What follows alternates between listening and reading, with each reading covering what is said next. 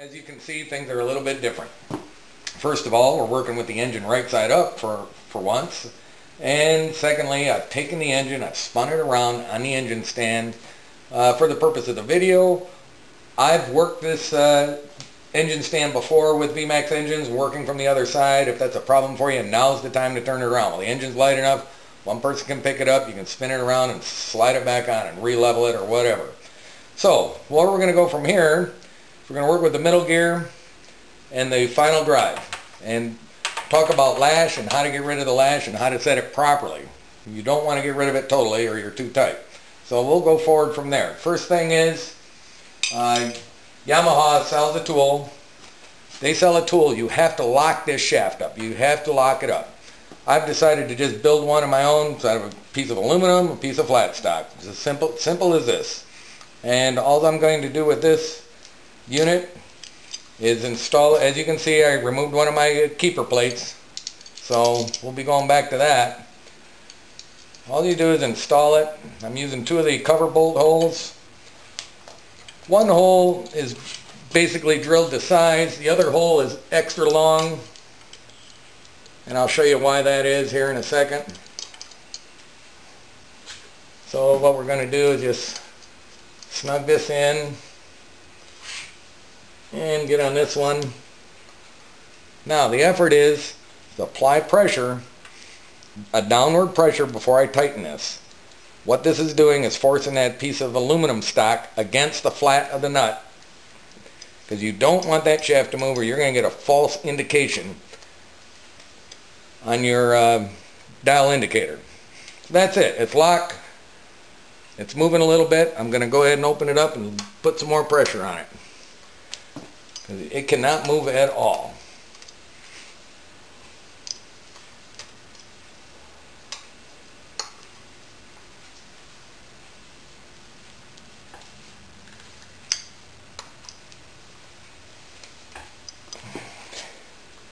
There, now we're nice and solid. Solid as a rock.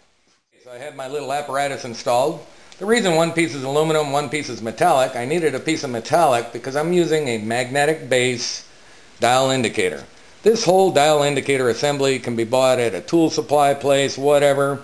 I don't think I paid $28 for it. And it does work in increments of 1,000, which is what you're going to need. So I'm just going to set this on here. I'm going to line it up. As the manual describes, you want to be on center in two directions. You want to be on center this way on this casting. I'm going to turn my magnet on. And then if you come over here, you want to be on center this way with that pin. That's where they ask you to be in order to take the proper measurement. So we'll get started here. Now obviously the objective is to reduce lash, not eliminate lash. You need a little bit of lash to allow a film build on the gear so the oil remains between the two gear surfaces. So what they're asking for is a tolerance of 5 thousandths or 0.12 mils. So I'm just going to show you where we're at right now, and obviously I have this relaxed a little bit.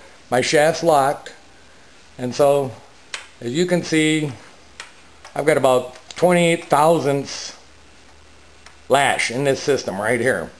Now I've gone ahead and made up my shim pack and tested it for the purpose of the video, or we'd be here for about an hour. Take your time and do this correctly. So I finalized my shim pack. It ended up 0.039 thousandths, or almost a mil, 0.9596 mil. So I've just got the whole pack together. I'm going to sneak it in there. It hooks on the bolts. I'm going to grab my other side. And just to give you an example, I have a heavy shim, a very light shim, a 0.2, and then a heavier one. I put the light one between the two, sandwich it. Doesn't affect the stack up. It protects the shim a little bit, keeps it from getting wrinkled or damaged as you're installing it. So here we go. That whole shim pack's in. I'm going to dart this forward a little bit against my shim pack just to hold it there. Then I'm going to snug my bolts eventually here.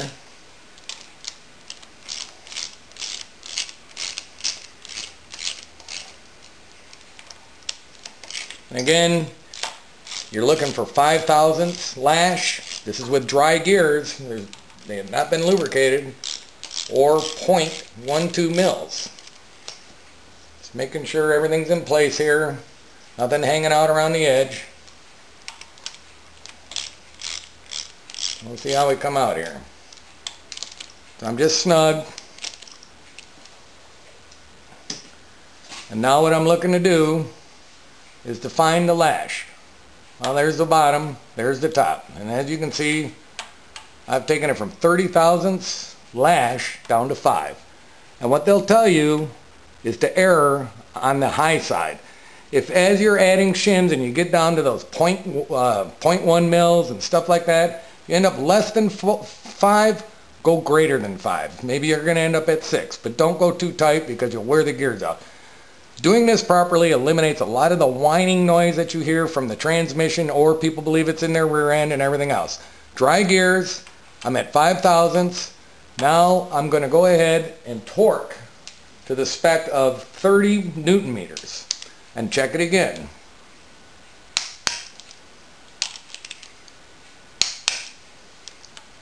Just to make sure everything's drawn up. So here we go. I'm exactly 5 thousandths.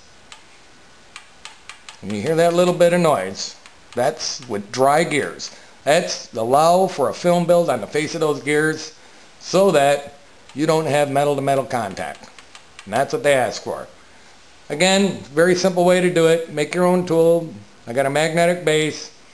This whole thing didn't cost me $30 in material and gauges and everything else. So works out really good. One last item. I forgot to mention it earlier. With no shim packs in, do not draw this flange all the way against this housing, because there's a crush washer inside this spindle assembly. You will cause that crush washer to collapse some more, and then you're going to end up with false readings and your gear is going to be loose later, whatever. Never draw it up until you've got shim in there and you know you're working it from a high scale down to the 5 thousandths. So there you have it, and that'll wrap that up. Well, it's a good thing I go in and check these video clips every once in a while. As we had wrapped up the shimming process and the lash, setting the lash for the final output shaft, there's one thing I recognized that I'd forgot to discuss with you, and that's the installation of the spindle, the yoke and spindle assembly. So, in brief, I'm not going to take it apart and go through all that for you. You've had it out, you know what it looks like. Basically, it's a spindle assembly. It's got an O-ring on it. You want to make sure, 1, you put a new O-ring on it. 2, you lubricate the O-ring. Now, what I had to do, because of the type of locking device I used this flat part of the nut here. Now, by having that locked, and in order to get a 3 o'clock position on this yoke, I found that I had to stab it a couple of times to where it would line up. First time I think I stabbed it, I hit it at 2 o'clock. Next time was 4 o'clock.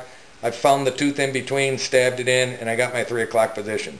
More importantly, and we'll try to get down here and take a look at this for you, there's an arrow. This arrow points up, and that's exactly where you want that arrow on that flange. It's on the bottom, pointing up, pointing to the top. And what we're going to start doing is putting in the associated sub-assemblies that have to go in before the flywheel go on.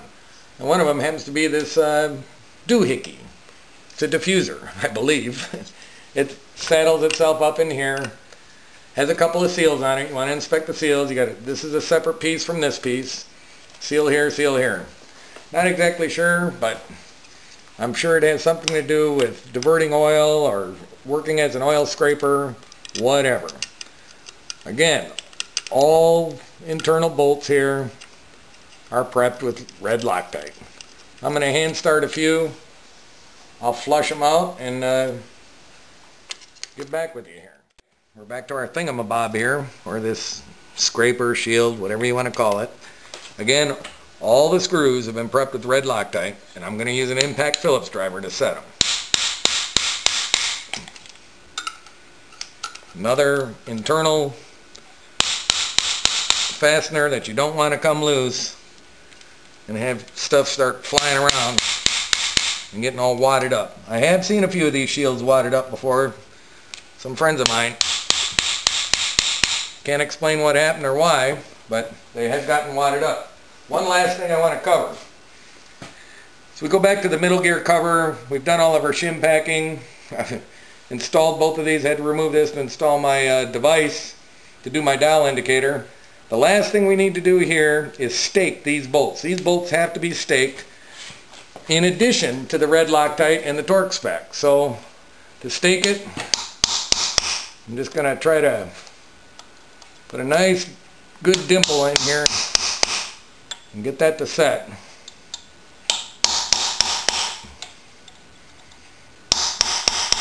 It is a requirement. A lot of pressure there. While we're here, I will go after the gear train. So the starter gear train. What I'm going to do, again, to avoid any dry startup, I'm going to wet these two shaft journals with some pre-lubricant. Now this is interesting. Two shafts. First of all, this fine tooth gear is the one that meshes with the starter. It goes on the spline shaft. Spline shaft goes here. There you go. This gear, the boss or the shoulder is equal on both sides. You can flip it one way or the other. Doesn't matter. The next gear is a secondary gear. It's splined also. The bosses are not equal. One side's flush. One side has a shoulder. The shoulder faces out at you. The next gear, simple shaft, no spline. It's going to put it in there. Now this is the gear that will mate with the starter clutch gear. And how you'll know you'll have this right, as you can see, these gears are flush with each other. They're not offset by any drastic amount like that by being installed backwards. Full engagement and they're flush. So this housing's ready for a flywheel. Here we are back with our stator housing. One thing I wanted to talk about real quick on the flywheel, we have our flywheel assembly. This is a late model flywheel, 90 on up. As you can see, it has trigger points all the way around in a single row. If you got one with a double row or two machine cams side by side or at two different positions across this shoulder, that's an older type. It requires the other ECU module. So this being a late model one, we're ready to go with it. I've pre-lubricated the shaft where the starter clutch is going to idle, and we're just going to try to walk this on. Verify our Woodruff keys in place. It is a taper lock, so I'm just going to slide it on slowly, try to find that keyway, and there we have it. And as you can see, I've meshed into my starter gear already. So there you have it. Now, as we talk about widgets and gadgets, I've still never figured this out. I've checked with some reputable people. They tell me it's a oil cooler. This wire in all the later model units goes inside the bolt, and then the whole assembly goes in. What we'll do is flush this out. I'll get set up with a torque and we'll go from there. Our bolt's flushed out. One thing I forgot to mention, there's a heavy steel washer behind it. That's all part of that assembly, including that wire. The requirement is 130 Newton meters or 94 foot-pounds. So they talk about a holdback tool that you can buy from them, etc. I don't have one. I have a good size crescent wrench. And I'm going to go on this hex behind it. Hex is part of the flywheel, not part of the shaft.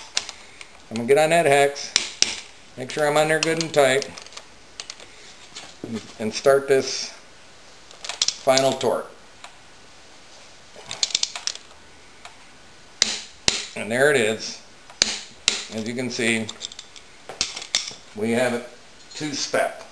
Last item we'll talk about before we move on, timing marks. Timing mark 1, timing mark 2. I highlight them red for timing mark 1, black for timing mark 2. You'll see where that comes into play when we start to time our camshafts. And you're going to be using these, and a quick indicator which timing mark I'm at, because I'm old. I don't like looking through small holes to find a timing mark exactly to determine if I'm on 1 or 2. This way red is 1, black is 2. Remember that as we go forward. Well, here we are again, back to a little bench work. couple of things I got laid out here is our clutch slave cylinder, a little rebuild kit, and the neutral switch. I wanted to talk about the neutral switch first. Basically, new O-ring, clean it up. It's only got one contact point in there. I put a little lubrication on the inside because I like that stuff. And I've had to install a new wire. As you can see, this wire here was dry rotted, heat checked, whatever. Could have been from poor routing, exhaust system, whatever. So now's the time to do this. You don't want to fiddle with this and ignore it, because when you get all done, as you're tying in your wiring harness, you're going to want to make sure you got good conductors. Typical slave cylinder. Got your housing, you got your piston, a spring, an outer seal, the inner seal. I've already installed it. It is a little difficult to install. The thing you want to pay attention to is the lip. It's a cup seal. It works in a hydraulic cup seal. So you want the cup, or the open side of the cup, facing backwards or facing this side of the piston. This happens to be the side the spring goes on. So you just work that down on there. I've pre-lubricated it, of course. And we're going to go ahead and lay the piston in there. I use a little tool, try not to score anything. Put some pressure on it. Walk that lip around a couple of times to where it'll drop in. Now I've stopped right there. You can see this second lip. That's this outer seal. The outer seal just goes on there. You want to confirm it's on before you snap it down. So I'm just going to walk around this thing. There you go, it's on all the way around. Push the piston a little farther in, and then start this outer seal. It has a second lip on it that grabs the housing. There you have it. Took less than 5 minutes. You can buy these kits all day long. Last thing I always like to do, I'm going to put in a new bleeder bolt. So I got a little Teflon on there. Just going to put it in, 8mm wrench, and set it.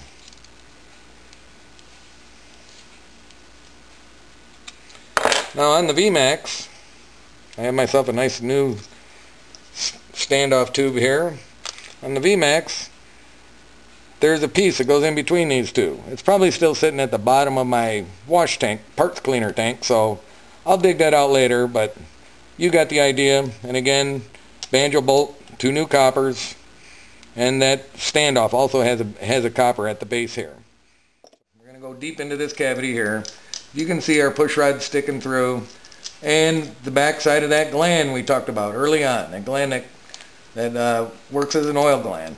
So what we're lacking here is an oil seal. So what you want to do, get a new oil seal. I've prepped one. I have one here. I'm just going to go ahead and walk it in here, stick it on the rod. I'm going to use the rod to help me, hopefully. And just got it laying on the rod, just as you see it. The next thing I like to do is just push it on with a deep well socket. Now what I've selected here is a 16 millimeter deep well socket. Just going to go ahead and take it right up to the block. And there you have it. Make sure it's flushed out all the way around. So that's your push rod, clutch push rod seal. We're going to go ahead and install the neutral switch. This is the location it goes. This pattern is irregular. It will only go in one way. Again, we've already talked about the switch itself. So what I'm going to do is just go ahead and set this in here. Work that new O-ring past the lip. I'm into this seal. And flush with the block. And I'm going to just go ahead and start some bolts for you.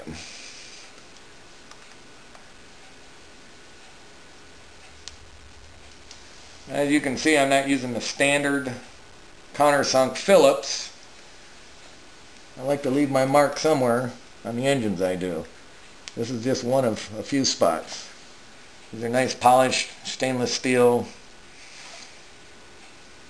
I believe they're 5mm bolts. I've got a little Loctite dressed on all of them, blue, serviceable. The spec calls for 3.5 Newton meters. I don't have a wrench small enough to do that, so I'm gonna use my educated guess at 3.5 here. First I'll just get them all close. And the reason we're doing this now is because what we'll want to go after is the slave cylinder. When we do the slave cylinder, not that this can't be done, but it'll be more difficult. So here we go. 3.5. Click. 3.5. 3.5. Clutch slave cylinder installation. It's going to mount up. Obviously, it's going to swallow this push rod. Mounting bolts are here and here. There's been discussions in the past about these mounting bolts. Do they or do they not need any type of sealant on them because they penetrate an oil cavity? Well, in fact, I've checked them both. They're both blind holes. So I'm going to assume not.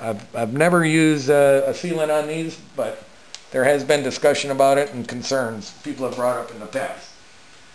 Now, the trick to all this is you can't just take this straight in. You actually got to bring it in from the bottom, raise it up into, get over that push rod, raise it into position. I'm going to find the first hole here, see if I can get it started. And I believe I'm halfway started.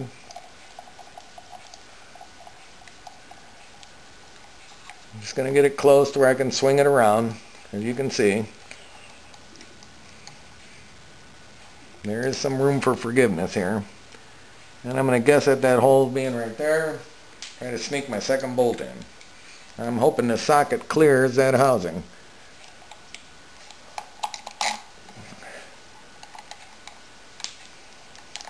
I think I got lucky.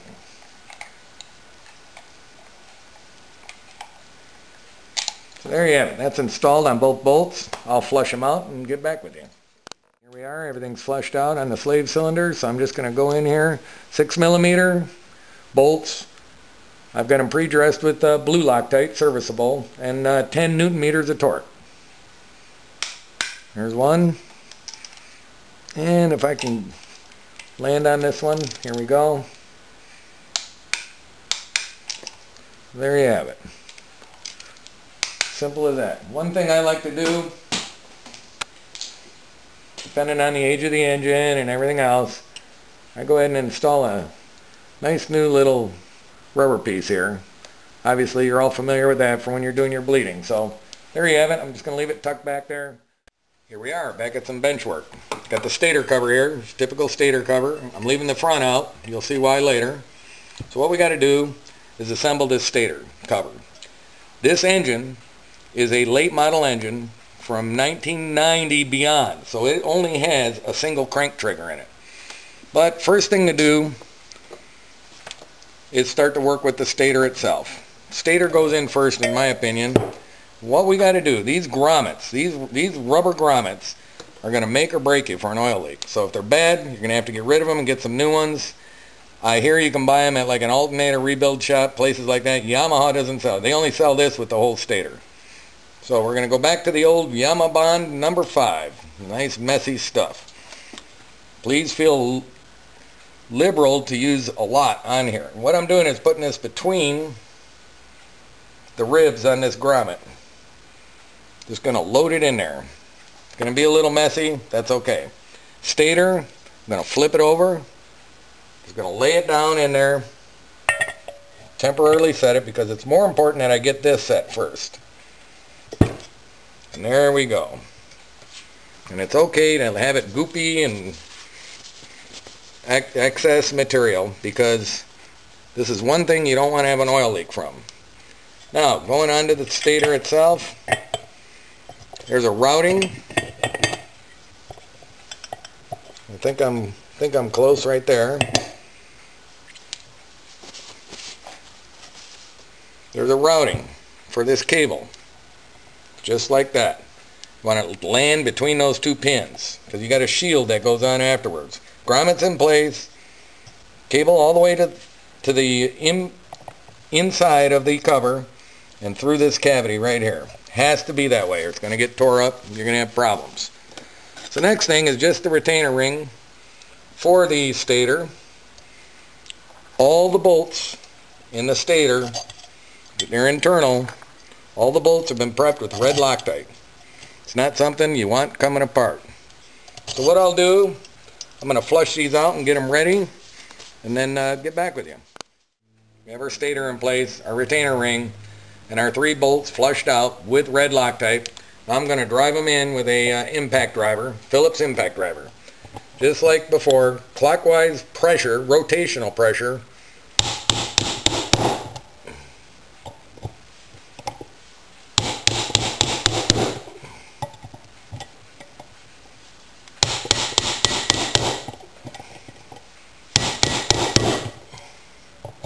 Go around one more time.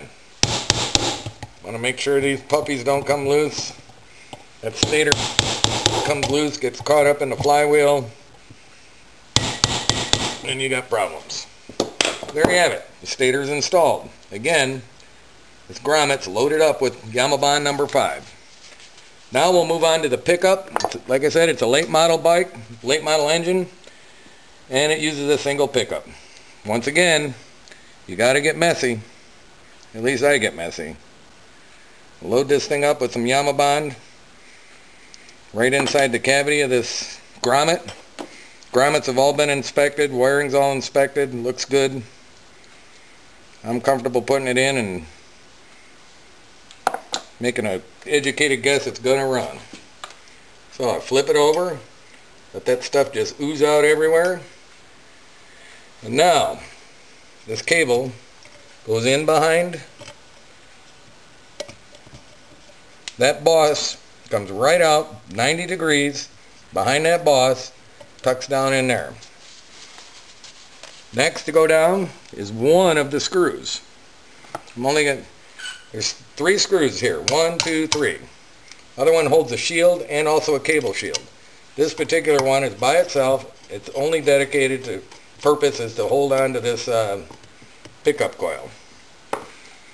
Before we can put any of the other 2 screws in, we have a shield that has to go in.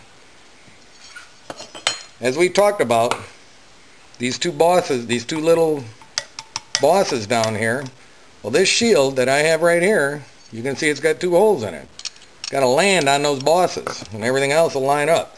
It's to hold that cable in and prevent it from getting internal to the housing. So there we go. Now I can put the other screw in with a washer on it, by the way. The first one had a washer, this one has a washer. I'll explain why the last one doesn't have a washer in a minute.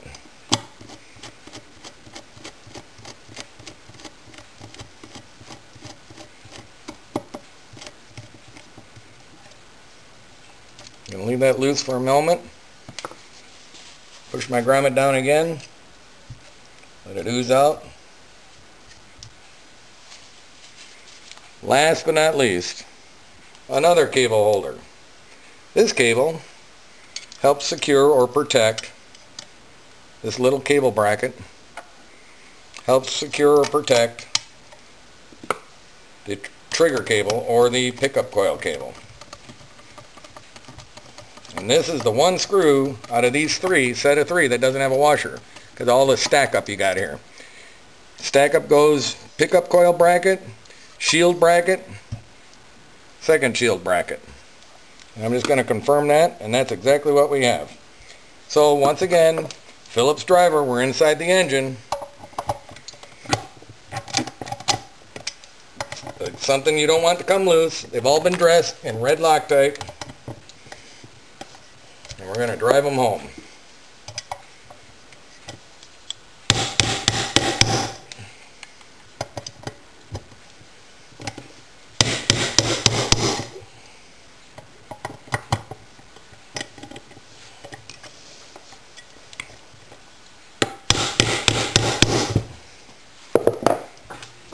So other than a little bit of ooze out, which is what we want, this stator cover is now ready for installation.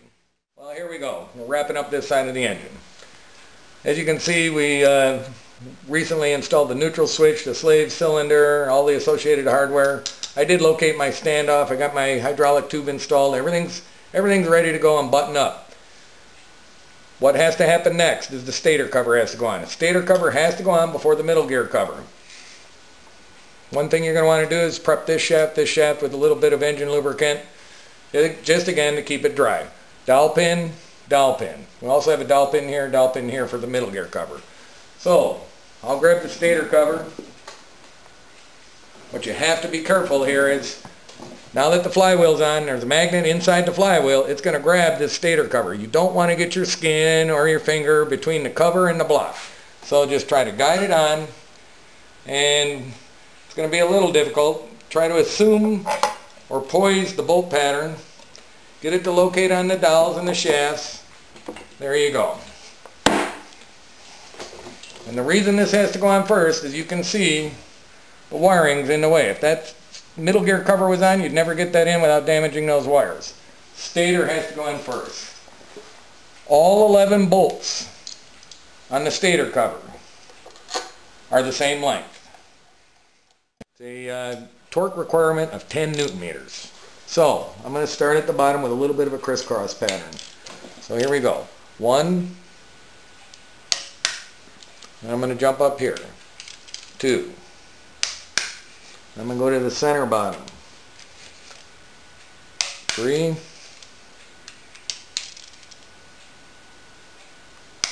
4. I'm going to go 5, 6,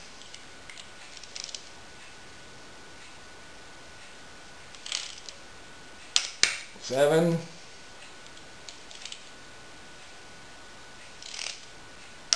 8. We're going to go 9, 10, and this one by itself. And there you have it. And again, just like before, I'll run around that pattern, make sure everything's holding.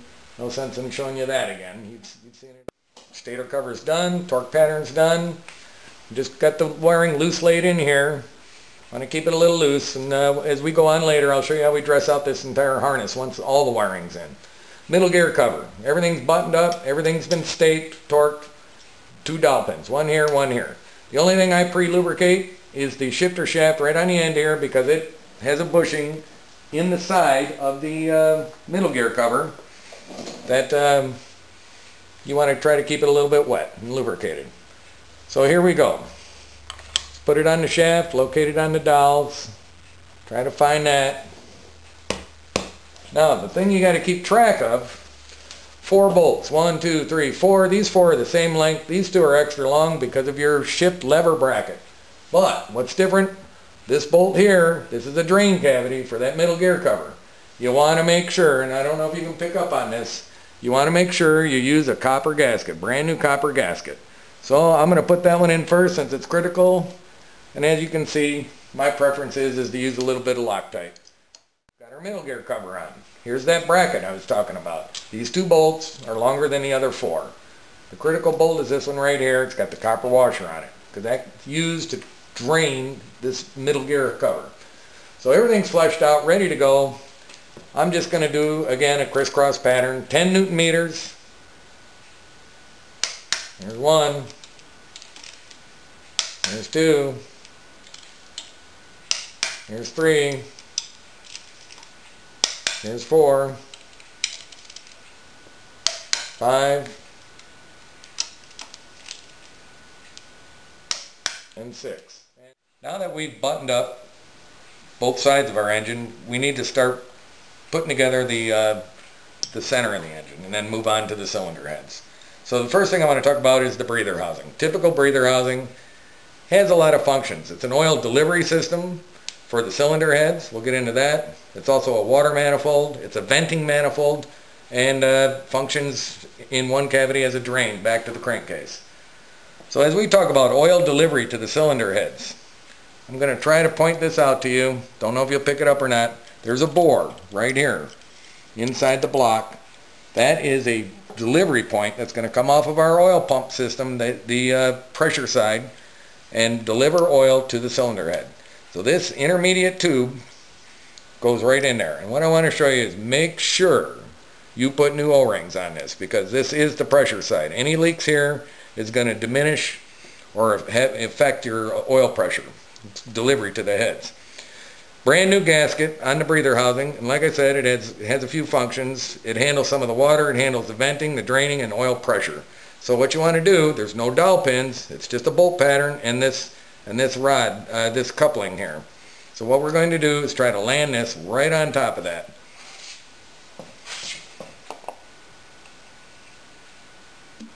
And there we go. So what I'll do, I'll throw a couple of bolts in. It's installed, it's flushed out. Don't forget about that oil delivery tube that goes right under this section right here. Make sure it's got new O-rings on it. This has new gaskets on it. Again, 6mm bolts. Just going to use a cross pattern here. So it's a 10 Newton meter torque. There's one. Two. This one's a little tough to get at.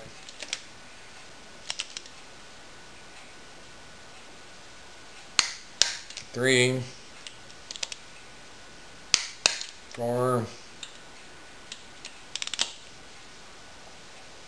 5, 6. One thing I want to mention before we move on. The reason we're installing this now is next thing we'll go after is the cylinder heads, the studs, put the heads on, and the cam chain tensioner that goes here. You cannot get this in, or it's very difficult to get in once that tensioner is in place. So now's the time to do it and get it done and over with. So now it's time to start talking about cylinder heads and cylinder head assembly. So what I have here is a pair of cylinder heads for the engine we're going to be assembling. They're in body position or in their respective positions. Again, left side of the engine, right side of the engine, on the rider, rear cylinder bank, front cylinder bank. Cylinder 1, 3, cylinder 2, 4. A lot of people are under the impression these heads are the same and can interchange, when in fact they're probably from the same casting, but they can't interchange. Exhaust side, front cylinder bank, intake side. There is the cam tensioner machined opening. That on the front head faces the intake side. Go to the rear cylinder bank, intake side, no tensioner. Tensioner's on the exhaust side. That's the only difference you'll find in these heads, front to rear, along with water hose connections. Another thing I like to do, in order to keep track of all the internal components of the head, I use an inexpensive little fishing tackle box, I think it is, and put the dividers in as I see fit. I have an arrow that indicates forward position of the bike, the cylinder numbers 1 and 3 from engine set 1, in case I'm doing multiple engines. Very easy way to keep track of everything. And again, I'm going to hold it in body position. This cam cap, here, belong to that head, all on the all on the intake side. These cam caps belong to the rear side of the head. We're going to get into that later because they're also identified by Yamaha. Keep track of each valve, and keep track of each spring set, retainers, etc. and so on. It's a good way to keep everything organized while it's disassembled and when you're going to need it for reassembly. So what we're going to do next is start with the cylinder head and start installing valves. We're going to install the valve train. We'll get to that in a minute. Tools I believe are needed: set a long nose hemostat, little 1/4 inch driver, have an 8mm deep well socket on there. You'll see how that comes into play. Valve spring compression tool, very inexpensive, not too costly at all. It's all manual, nothing fancy. Keep the cost down. Now, we go over to the bench. Don't mind the mess. I've got a lot of little projects going. Here's your typical valve train assembly, in order of assembly, for any given valve in a set of heads for Yamaha VMAX. Got your valve. This happens to be an exhaust valve. Got your spring seat. This is on the bottom or internal side. You'll see it with the 2 shoulders, one for the outer spring, one for the inner spring. Viton positive valve seal, good brand. Inner spring, outer spring, spring retainer. Again, it's got the steps for the inner and outer spring. Keep them centered. Set of keepers. What's critical here is the spring color code. Don't know if the camera picks it up or not. It's kind of a turquoise, bluish turquoise, both springs. First of all, in assembly, that color must face up. and the color represents the strength of the spring. So I'll get, another thing I like to do, because the heads have been machined, I keep a nice soft surface so that when I'm working with the head and I'm moving it around, I'm not scraping up the bottom side, the gasket side, or causing any damage. Okay, what we're going to do now is go ahead and assemble a valve into the head, and this is a process that you just repeat throughout all 16 of them. So the first thing I like to do is install the valve spring seat. And I just take it, I put this in first before I put the valve seal in. This allows this to load a little easier over the valve guide. Make sure it's in all the way down, and the steps we spoke of earlier in the valve seat, spring seat, are facing upward. Next, we're going to do the valve seal. I've pre-lubricated this, again with a little bit of engine assembly lube for the purpose of protecting it while the engine first starts up. What I do is locate it over the top of the guide, push down on it gently. This is where the 8mm socket comes into play. It's the right size, just sit right over the top of it without damaging the lip. Bump it a little bit, make sure she's seated all the way down. Feels good there. We're going to wet the stem down of the valve. Again, so nothing's dry when the engine starts up. Also work some of this lubricant towards the groove for the keepers. It'll assist in holding the keeper while we're putting the second one in. Going with the first exhaust valve of this cylinder head from my kit. Just locate it. Push it in slowly. I can feel the seal. I can feel the groove pass through the seal, and then rest of the way up. That seal has got enough retention on it to hold the valve in. You don't have to worry about it dropping out. Next thing we're going to do is load the springs. Again, we talked about the color. We talked about the color has to face up. Another reason for that is, as you can see, the spring's designed with more preload at one end than the other, and that's part of the design to help the springs mechanically function correctly. Again, color up. There we go. Inner spring's in, it's on its own shoulder. Outer spring's in, it's on its own shoulder. The spring retainer, got the same steps as we talked about. Just want to make sure it's centered onto the inner spring and the outer spring. We'll take our spring compression tool, load it over the spring stack. The bottom is center of the valve. It's a ball type, so it's somewhat self-centering. Just feel around. It'll find the low spot in the valve.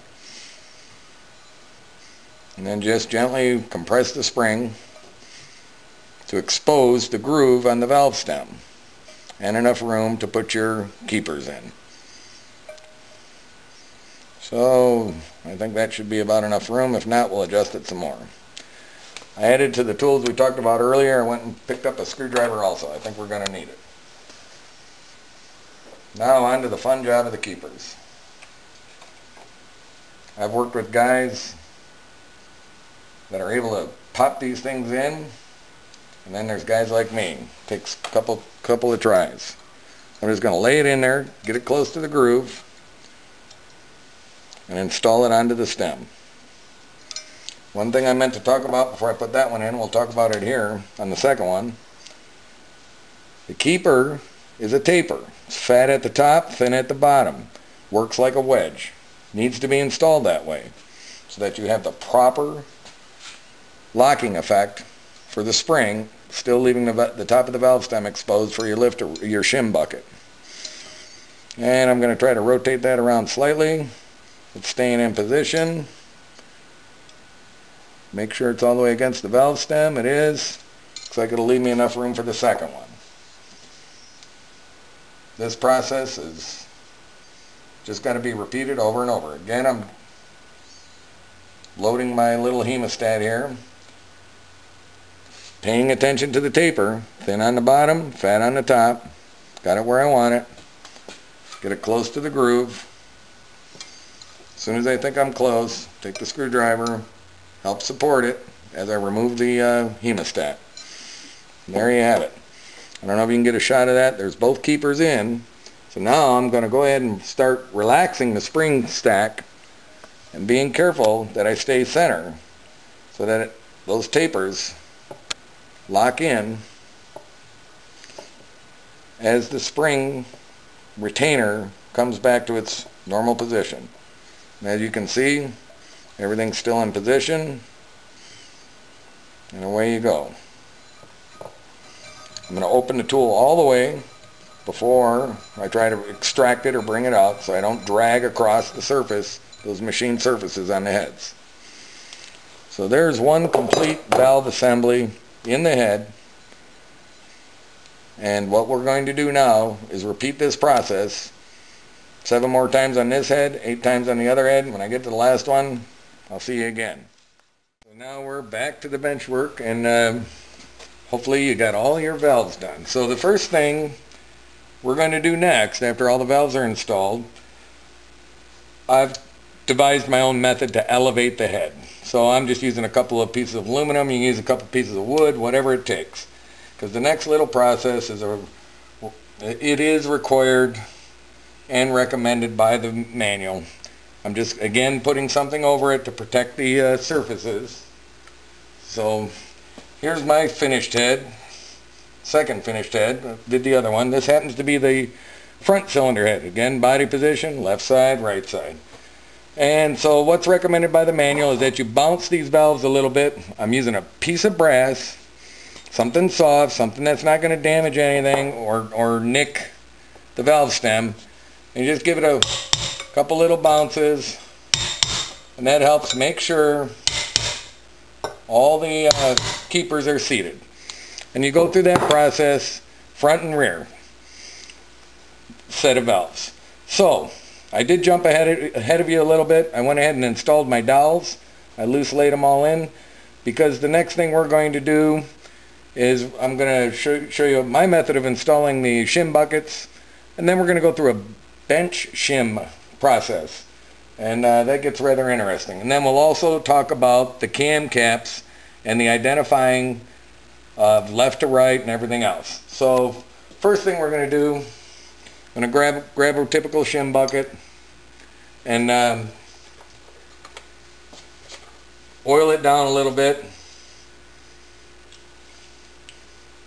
I put my oil in a little container so I didn't have to divulge what brand of oil I use. Make you guys wonder. Why am I using oil instead of the engine lube?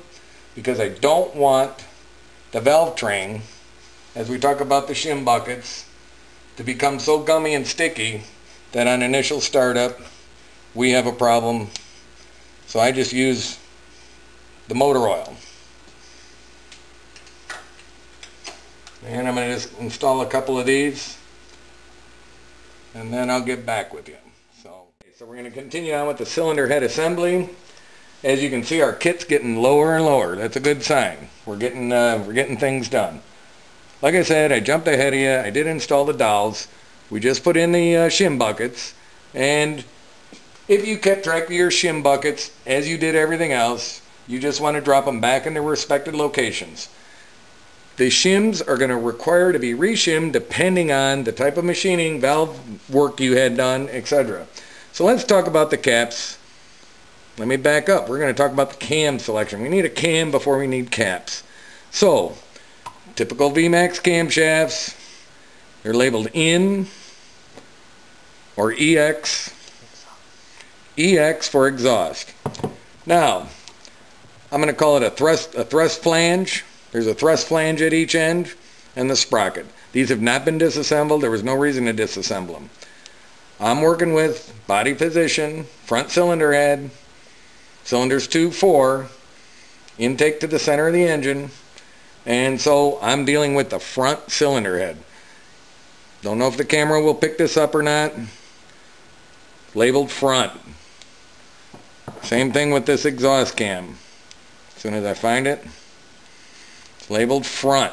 What that means is it's the front cylinder head, not the very front cam. So we're just going to go ahead. We know we got our front pair. Now I'm just looking for the in for intake. Flange end. pay attention to this, because everything else I told you about engine left, right, and all that's going to go away for a little bit. So, my shim buckets are in with an approximate shim size. I've got my flange seated, my thrust flange seated in the machined opening for it.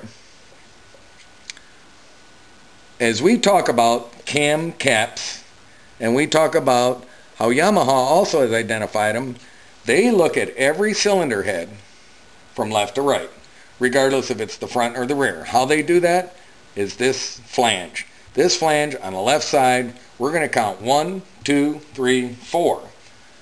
On the exhaust side, same flange, 1, 2, 3, 4. How do we know that? I'm going to dump these bolts out for a second. Again, this is going to be really difficult for the camera to see. There is actually, how about that? There is actually a stamp, I1, port side. Port side, so the stamp goes to the port side. Intake, I. 1, 2, 3, 4. This one belongs here. It's the only place you ever want it to reside, because this end-line bore is done with the caps assembled, torque down, no cam, they do the bore. For instance, just going to show you an example of the exhaust side.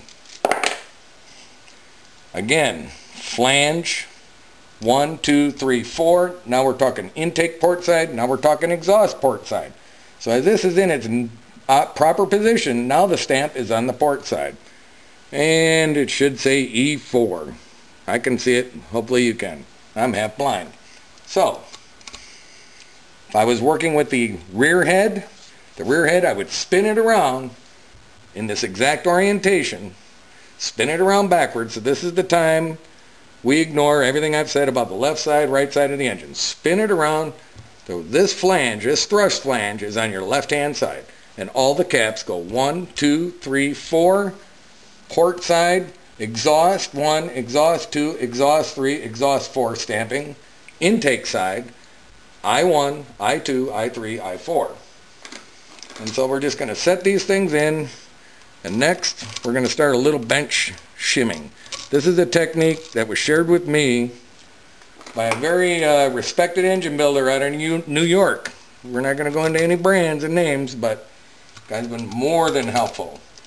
And he's shared with me a method in doing what's called bench shimming before the head's even installed on the engine. I've done about 4 sets that way, and I'll tell you I'm batting at least 500 where I haven't had to go back and make any shim adjustments after the head's torqued to the block. So we're just going to go ahead and throw this in and take some measurements. I'm going to go ahead and just start here. I'm not using any Loctite, anything else. I'm just going to run this down snug, because all of this gets disassembled again in order to install the head onto the block, bring the cam chains through, and so on and so on. And you'll get an opportunity to see all of that. So we're dealing with the intake side, intake valves, 4 to 7 thousandths is the range, 5, 5.5 is nominal. I like to use 6, so I use 6 thousandths, keeping in mind the intake valves tighten, exhaust valves grow loose. I happen to have set up for myself here, I've separated the feeler gauges, 4, 5, 6, 7. I like to use 6. So we're going to find out where we're at here. And of course I got plenty of room. I'm going to go to my no-go gauge. I call it 7. 7 is my no-go. If it fits, then I've got work to do, and I do. Here we are wrapping it up on our bench shimming project. So I believe I'm down to my last issue. Again, as I talk about the intake side, I like to use 6 thousandths, a tight 6 thousandths. For clearance, 7 thousandths as a no-go. So I'll just show you an issue I got here going, and then how we're going to correct it, and then move on from there.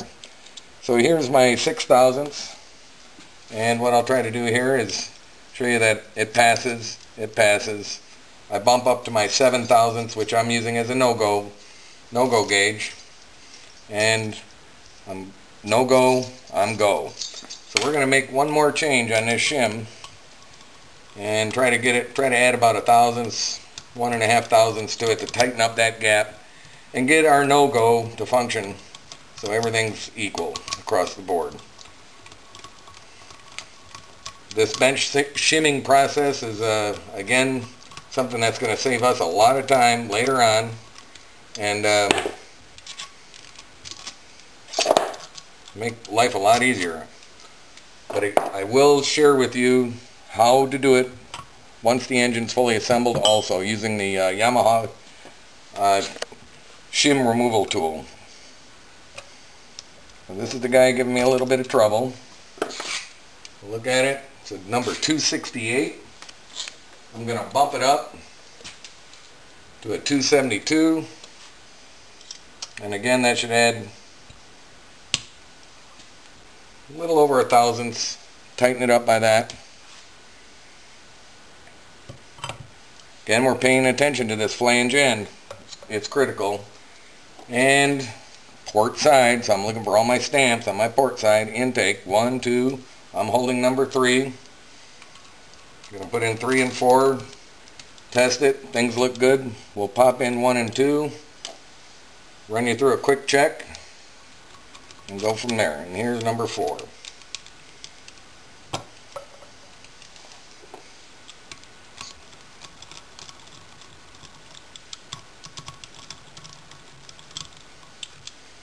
Again, I haven't bothered to use any kind of a pre-lubricant and stuff like that, due to the fact that all of this has to come apart again once to install the heads onto the block and to install the cam chains, etc. We'll go through that fun process as it comes up. So I'm going back to my 6 thousandths, perpendicular or 180 degrees from the shim is my lobe. Here's my 6. Here's my 6. Like I said, I like a tight 6. I'm going to go up to 7 thousandths here as soon as I can find it. 6, 7. Make sure, got it. I got a no-go, and now I got a no-go. So that solves that last adjustment I had on this head here. Now I'm looking at I2. Again, 1, 2 from that flange side. Only one left, but I1, just double checking, make sure I don't get something mixed up here. They all look the same. It's easy to do.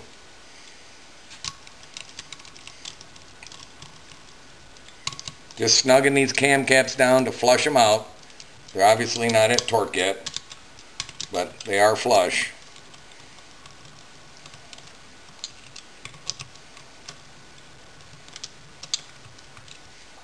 And there we go. So, we'll just double check ourselves.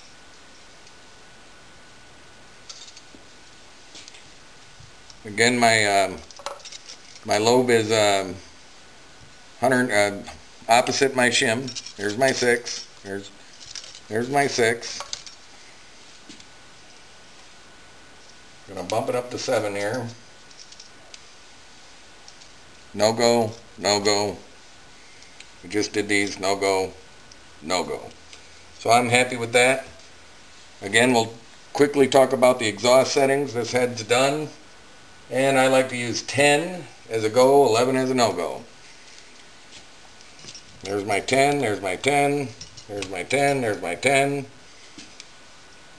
Here comes my 11. No go, no go, no go, no go. Intake valves, as the engine runs and gets time and hours on it, miles, the intake valves tighten. Exhaust valves will slightly loosen. So keep that in mind, and we'll go from there.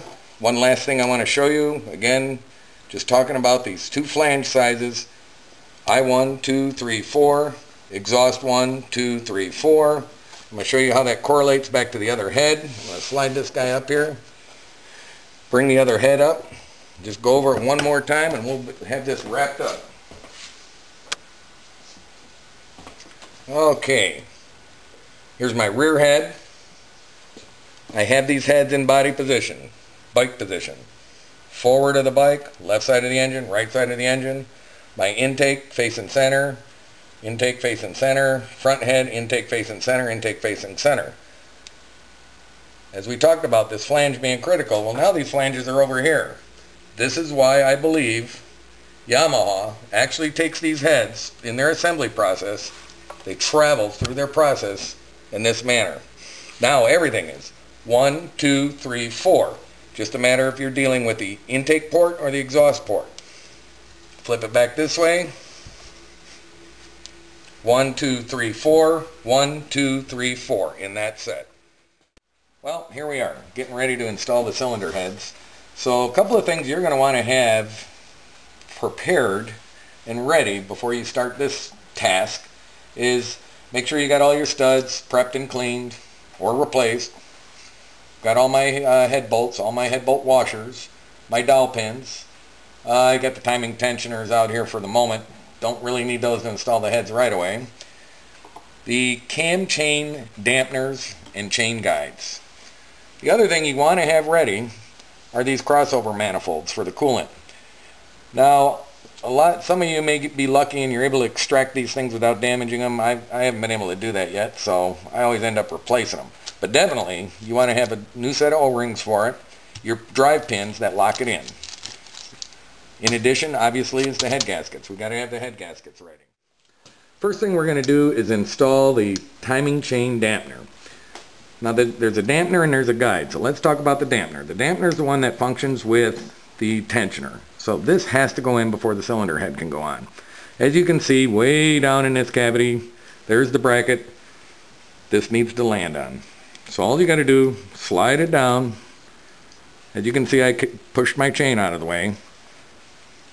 And then you'll see it seats right there.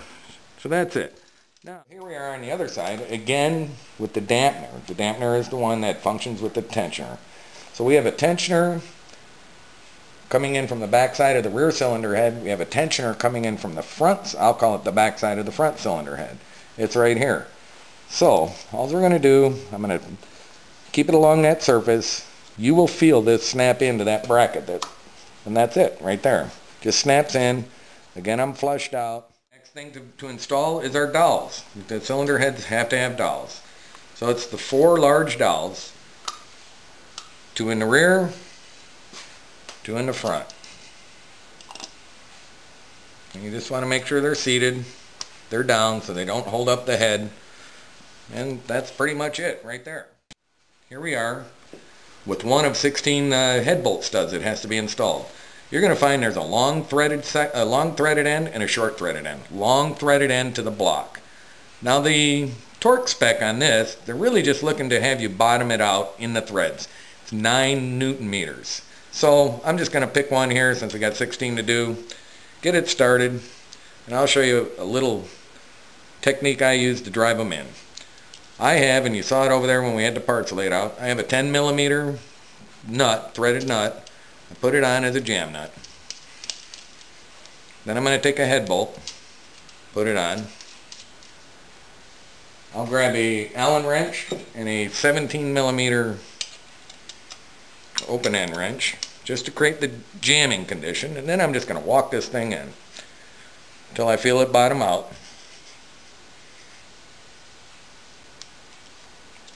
I'll switch to my torque wrench, which is set to 9 Newton meters. Again, all they're looking for is to have you bottom this out. And that's it right there. So we got 15 more to do. When I get those done, we'll get back with you. A couple items I wanted to cover before we go any farther. As you can see, we got all our studs in. I think I found a method that's going to work for you. As it relates to the chain, I should have done it right from the beginning. This dampener does have to be in before the head, so I'm just taking the chain, wrapping it around, tucking it back inside, and letting the other weight of the chain hold itself, because this one we're going to have to lift out of the way as we install the head. This one obviously favors the position for us. Going back to the studs. I've looked at these studs as far as part numbers. There's certain model years. You'll see a different part number for these 4 than the outer 4. Same thing here and here, depending on what model year you look at. Then you go up a few model years and they're all the same part number again. I have yet to find a difference from this stud to this stud. I've compared them. I've done thread depth checks and stuff like that. As we talk about depth, though, I want to confirm that we have seated properly. We've got them at 9 Newton meters. And I've just set my depth gauge for 62 mils. So you don't want anything sticking above 62 mils. They should all be 62 or less. And as you can see, everything here is in its respected position as it was intended. So we'll go forward from here. Here we are, ready to throw some head gaskets on. A couple of the last things you want to confirm: make sure your dowel pins are in place, all four. Your surfaces are clean, not oiled or anything else. They're just dry and clean, because Yamaha stock head gaskets have a coating on them that require no sealant. So the only thing you got to be careful on the head gaskets, they're labeled head. One side's labeled head, the other side's blank. So you want the one labeled head facing towards the cylinder head. So I'm going to go ahead, pay attention to the large holes for the dowel pins. I'm just going to sneak this puppy on here, drop it over the dowel pin, and there you have it. There's that head gasket. I'm going to grab the second one. It's labeled head. There's my large dowel holes. Now here I want to be a little careful, because this chain will want to drop off that dampener. I'm just going to lay it on there, and I let it drop all the way seated onto the dowel pins. One last thing we're going to do before we actually set a cylinder head. I brought over my magic bottle of oil, and it's just motor oil. You do have to put oil on these threads for the head bolts. They want them lubricated. So our dowels are still in place and are labeled. That's important. Facing the head.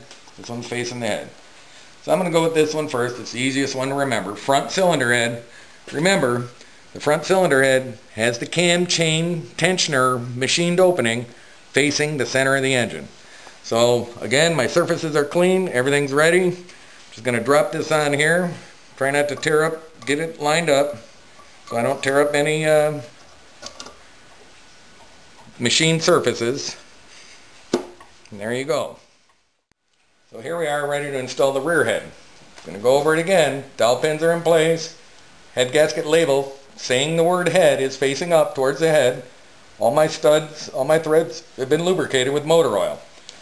This one might be a little fussy because we're dealing with this cam chain tensioner dampener. I think what's going to happen here, I'm hoping, just going to try to line it up. Again, eyeball all the studs in so I don't tear anything up. Slightly lean forward on that tensioner bracket and just let the whole thing go down. So there you have it. Now what we'll do, I brought over a couple of bolts and a couple of washers. Very important. You've got to make sure these washers go in and they're seated. So I'm just going to throw a couple in for you. They're seated. I'm going to drop my nuts in. And what we'll do is I'll run those all down, get them flush, not torque the arm. Our heads are in place. All of our head bolts, all of our washers are installed and confirmed before I put on any of the nuts for the head bolts. All the head bolts are in and flushed out. So now the pattern is going to go 1, 2, 3, 4, 5, 6, 7, 8. And that's what we'll do. It's at 43 Newton meters or 31 foot-pounds. So here we go. Just going to snug it.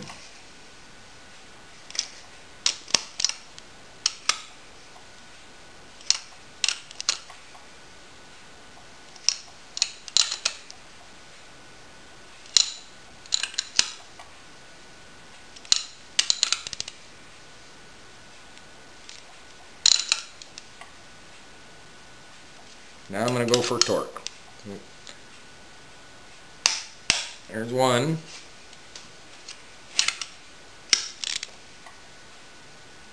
There's 2.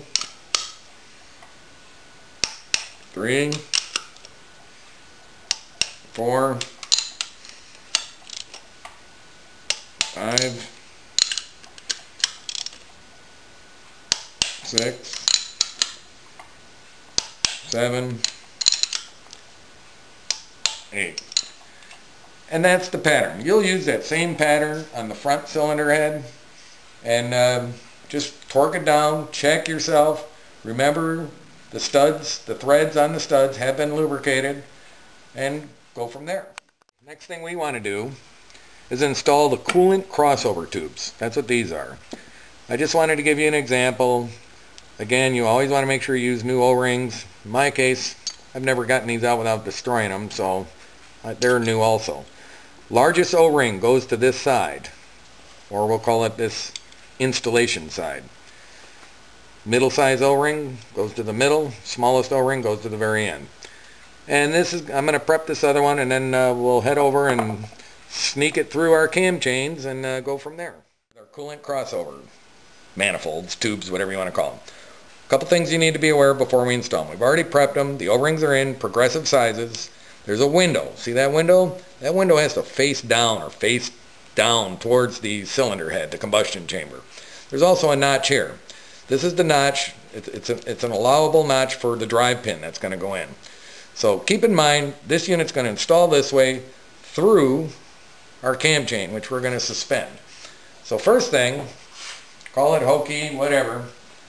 I have one set of dedicated pliers with these stupid little flats welded on the end, and this is all I think I ever use them for.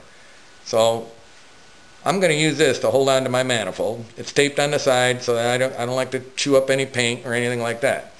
Next thing I'm going to do is try to grab this chain. So I'm going to set this down and get control of the chain first, because now we have to complicate it.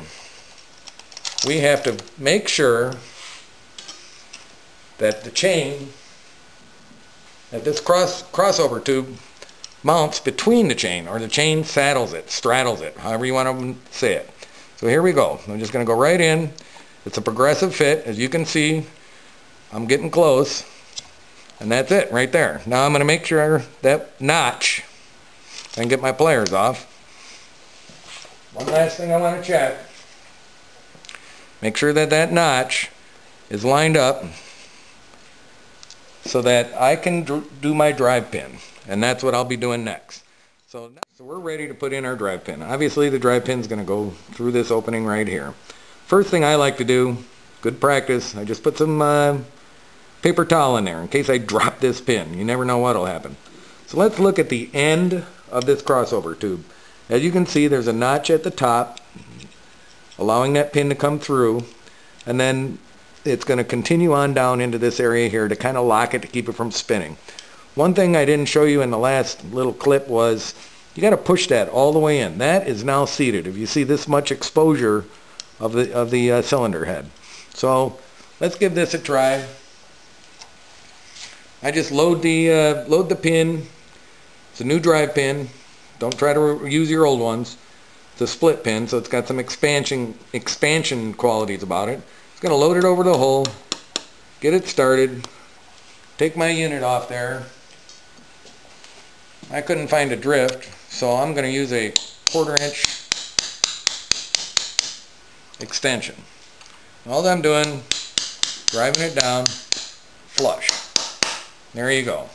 So I'm flush on the top. If we look back in the end, you will see how that pin has now gone through and locked itself into that coolant crossover tube.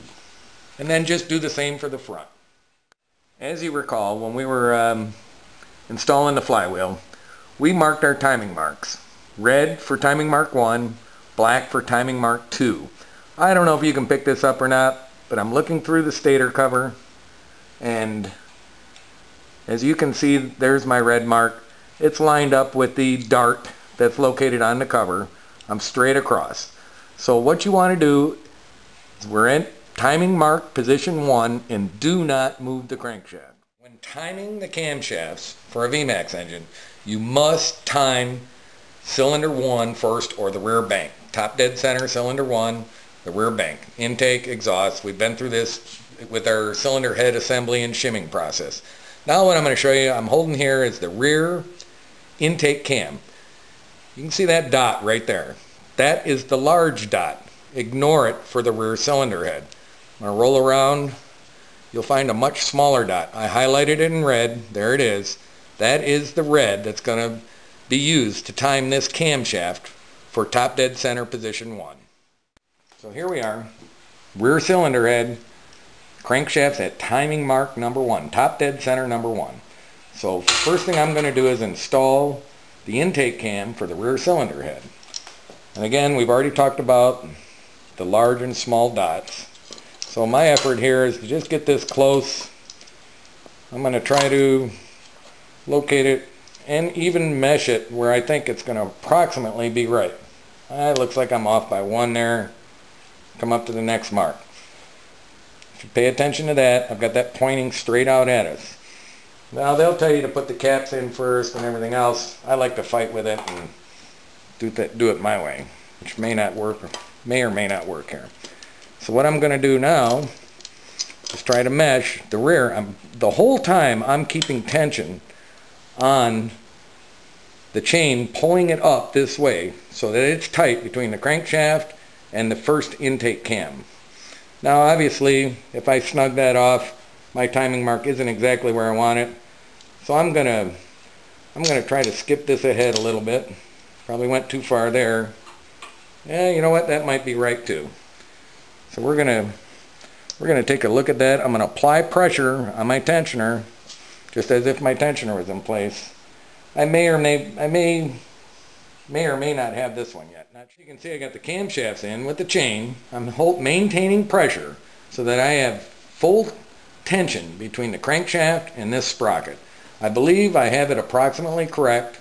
We'll find out after we install some caps. But before I do that, I want to throw a little lubricant on here. Protect everything. They tell you use motor oil. I use motor oil on the valve train, or on the shim buckets.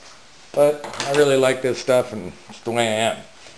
Now, I'm going to install cap number 1 from our kit, I1, for the rear head. And again, just trying to maintain that pressure. I'm going to skip I2 for a good reason. I'll install this I3. Get it orientated right here. And that's going to be enough to hold me for what I'm attempting to do here. And again, you kind of got to work one-handed. So what I'll do is try to hand start these a little bit. These bolts have all been pre-lubricated, no Loctite. And we're just going to snug them down because this timing mark position 1 begins applying pressure from the cam to the valve train. So it wants to spring back on me. That's why you see me just really holding on to it here. I might even throw a wrench on it. I believe it's 22 millimeters. I can grab the hex of this cam. So I'll snug these out and get right back with you. I have cap 1 and cap 3 flushed out. Still maintaining that mesh position. I believe I'm really close. I don't know if you can see this or not. This red mark. So I'm going to go ahead and, again, this is trying to push back on me. I went ahead and grabbed myself a 22 millimeter wrench. Just going to bring it down, hook it again. Now I'm pulling full tension against that crankshaft. My chain is tight from here to the crankshaft, and my timing marks are lined up. And hopefully you can see that. And because I'm lazy, I'm just going to let this go and relax against the housing. It ain't going nowhere. Now going to the exhaust cam. Again, I have a red mark for the small dot on the rear cylinder heads. And I'm going to go ahead and bring this timing mark in line. I'm going to guess that we are meshed properly, but we'll find out after we put the cap on. So I'm going to put caps 1 and 3 of E rear cylinder head. And again, I've highlighted number 1 with a red ink right on the timing mark for the purpose of the video. And we're going to throw this guy in. How about if I put a little lubricant on here? See? You didn't catch that. I did. The bolts have been pre-lubricated, but I want to make sure, again, we protect these cam bearings. Just going to use my goopy stuff here. So here we go. E1 of the rear head kit. I'm going to go E3 of the rear head kit.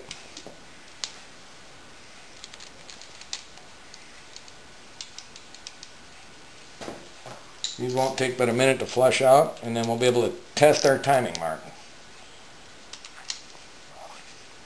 The cap bolts are lubricated. Motor oil, just as prescribed. No Loctite, nothing else. Okay, I'm flushed out a little bit. I'm going to go ahead and line up timing mark 1, take all the tension out of my chain between here and the crankshaft, and as you can see, the rear exhaust timing mark is also lined up. So my mesh points on these two sprockets are correct, and there you have it. So what I'll do now is install the rest of the caps, and we'll go over a little torque spec here. We have all our cam caps in place, flushed out, with the exception of 2 bolts. This one and this one. Reason being, we got this little bridge or chain guide to go in. So I'm going to go in there. And if you happen to take a look at our kit, you'll see that we finally have emptied the first kit. That's a good sign. We've gotten a lot done, been a lot going on. So once again, I'm going to maintain tension. I'm letting my wrench do a lot of the work. I just wanted you to get a view of what this looks like. There I am, fully tight. The cam chain is tight between the crankshaft and the intake cam and across the bridge to the exhaust cam. And as you can see, everything lines up on the red marks. So what we'll do now, I'm just going to let that wrench sit there, doing some work for me. Cam caps, 6mm, it's lubricated only, motor oil, 10 Newton meters. So we'll try to do a little crisscross pattern with each cap as a whole cap. So I'm going to start with this cap, snug, snug, come back, hit my 10 Newton meters. There it is. I'm going to come over here.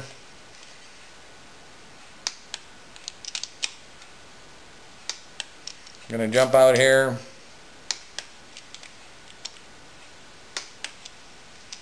Grab this last cap.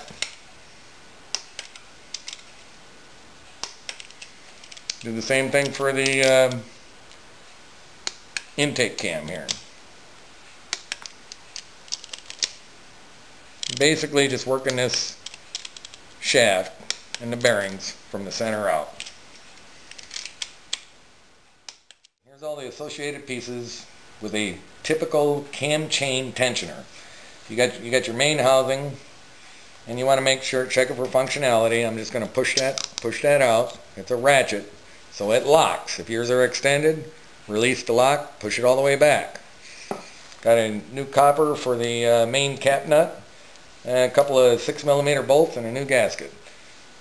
Can only go in one way. Obviously, it's off-centered. The bolt pattern slightly off-centered intentionally. So we're just going to walk over here and install it. We're at the rear cylinder head, so it's in on the exhaust side. My wrench is still doing the work for me up there. As soon as I get this where I want it.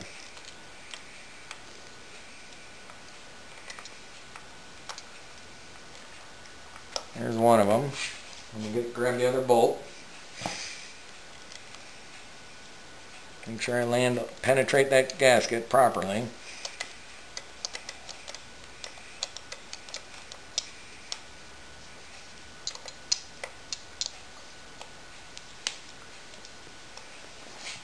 And I'm just going to go ahead and start running it in.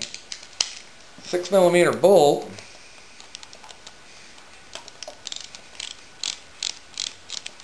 Typically 10 Newton meters. On these cam chain tensioners, they call out 12 Newton meters for the mounting bolts.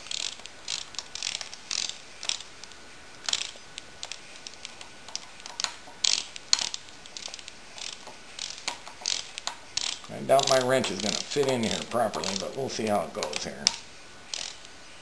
Might have to use one of those educated click wrenches.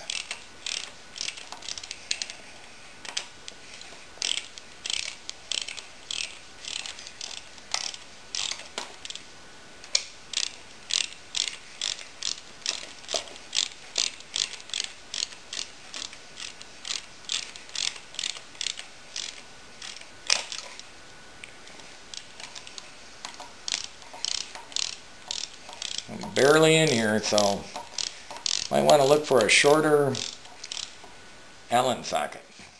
We're going to finalize the rear cam chain tensioner. I've got my cap nut, my new copper. I'm going to load the spring right onto the bolt. Now, the trick is forcing all that up in there, allowing the tensioner to function, which I'm going to apply pressure by, you can hear that thing click off, and just apply a little pressure, make sure my threads are started properly, and they are. This cap bolt calls for a 20 Newton meter torque. Again, I don't believe I'm going to get a ratchet on there on this back one, so I'm just going to snug it for now and try to find a way later. So there you have it. Our tensioner is in place, the tension's applied properly, and if you come back over here, all said and done, this is what's important. Flywheel is on timing mark number 1. Intake cam, top dead center, and timing mark, same thing here, on the small marking on the cam.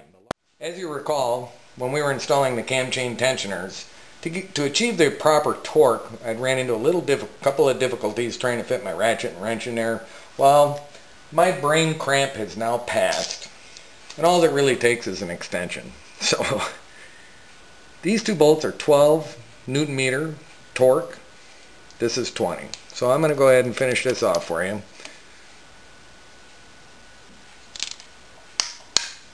Here's that one. They even put this nice little cavity in there for me.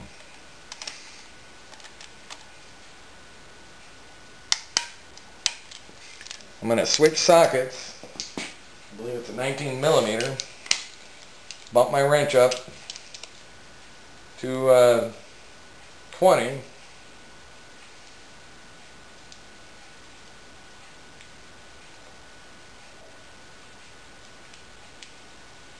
We're almost there. Hold on.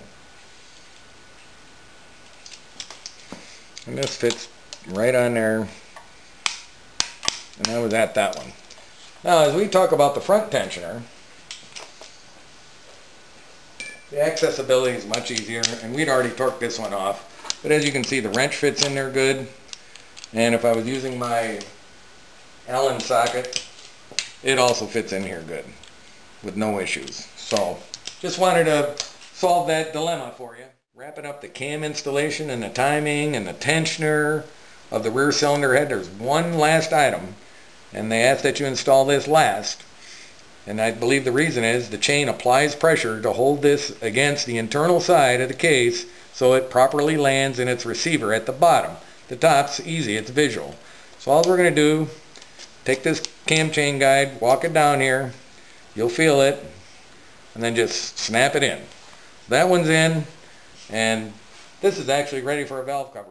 Just as we completed our rear cylinder bank timing, using top dead center timing mark number 1, the one we identified as red, we now have to move on to the timing mark for the front cylinder bank, which is timing mark 2. But one thing unique about a VMAX engine versus a lot of other engines, this is a 70-degree V4 type engine. You would think you just move 70 degrees and there's your top dead center mark. That's not true on a VMAX engine. You have to go 430 degrees. So what I did for the purpose of being able to control it, I put a breaker bar on here so that I don't have a ratchet where I lose track of where I'm at. Right now I'm at top dead center number 1, and you've already looked at it. My handle is approximately lined up with the timing mark, believe it or not. So I'm going to grab my cam chain, don't forget, this guy's loose up here. I'm going to hold on to it, keep some pressure on it so don't bind or hang up. I'm going to make one complete revolution. Now, if I were to look in that window, I would see top dead center number 1 again. Now I'm going to go an additional 70 degrees. So what I'll do here, I'm going to go ahead and find my mark, line up on it, and then show it to you, and then we'll move on. So I've landed on my timing mark number 2, the black one. As you recall when we labeled the flywheel, red and black. Now we're on the black color code. I don't know if you'll pick it up or not, but it's there. It's directly across from the dart in the stator cover. I am now on timing mark number 2, which is 430 degrees from timing mark number 1. So that's 1 complete revolution plus 70 degrees. So here we go. We're at the front cylinder bank. We've located our timing mark, 430 degrees from top dead center of the rear bank. Can't stress that enough. I'm going to start throwing some camshafts in here. Now on the front bank, you want to load the exhaust cam first, because the exhaust cam is the one we have to keep the timing mark associated with. And again, I'm going to try to eyeball this and get it approximate. I got pretty lucky on the last one as far as the mesh point. I'm going to say one more tooth. I'm going to guess that that's a good spot for that one. And we'll check it again. I'm going to load the intake cam. And again, I'm just going to sneak it in here. I've pre-lubricated everything, as you can tell. And we'll try to land this puppy in here. Now, difference between the front and rear timing marks. Front set of cams use the large dot. Now we're at the large dot, not small dot on the rear, large dot on the front. I've highlighted them in black for your benefit. Well, I don't quite have this one in yet, but we're getting there. So we'll play with it a little bit and I'll get back with you. Front cylinder bank, like I said, we're on the black timing mark. Top dead center number 2, 430 degrees from top dead center number 1. I believe I'm very, very close here. As you can see, I'm maintaining tension on the chain coming from the crankshaft across both cams. And there you have all timing marks lined up. So what I'm going to do is put in our caps number 2, E2, I2, the bridge. Here we are, got all of our caps in. Everything's loose installed and flushed out. Have our bridge in. All bolts have been lubricated. No Loctite, nothing else. Calls for 10 Newton meters. I'm going to just work this particular cam. I'm going to work from the center out.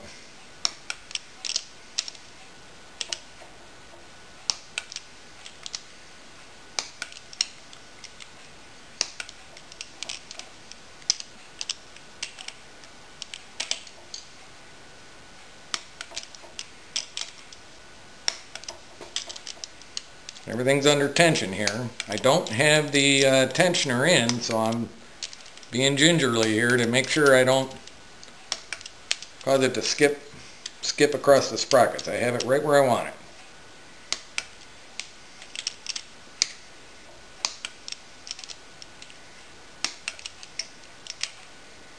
So there you have it. We'll set up the tensioner and go from there.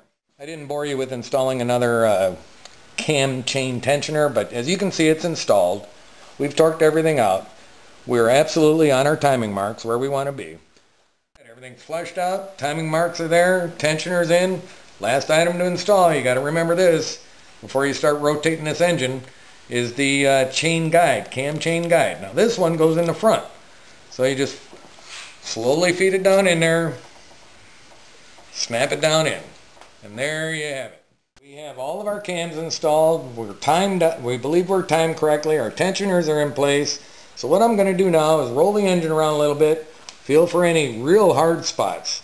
Now there's a difference between the lobe of the cam, and you're going to feel that resistance, and an actual hard hit. You want them to go nice and slow. Make sure the first couple of times around, make sure you got no hard hits. If you do, stop right there. We've got something wrong.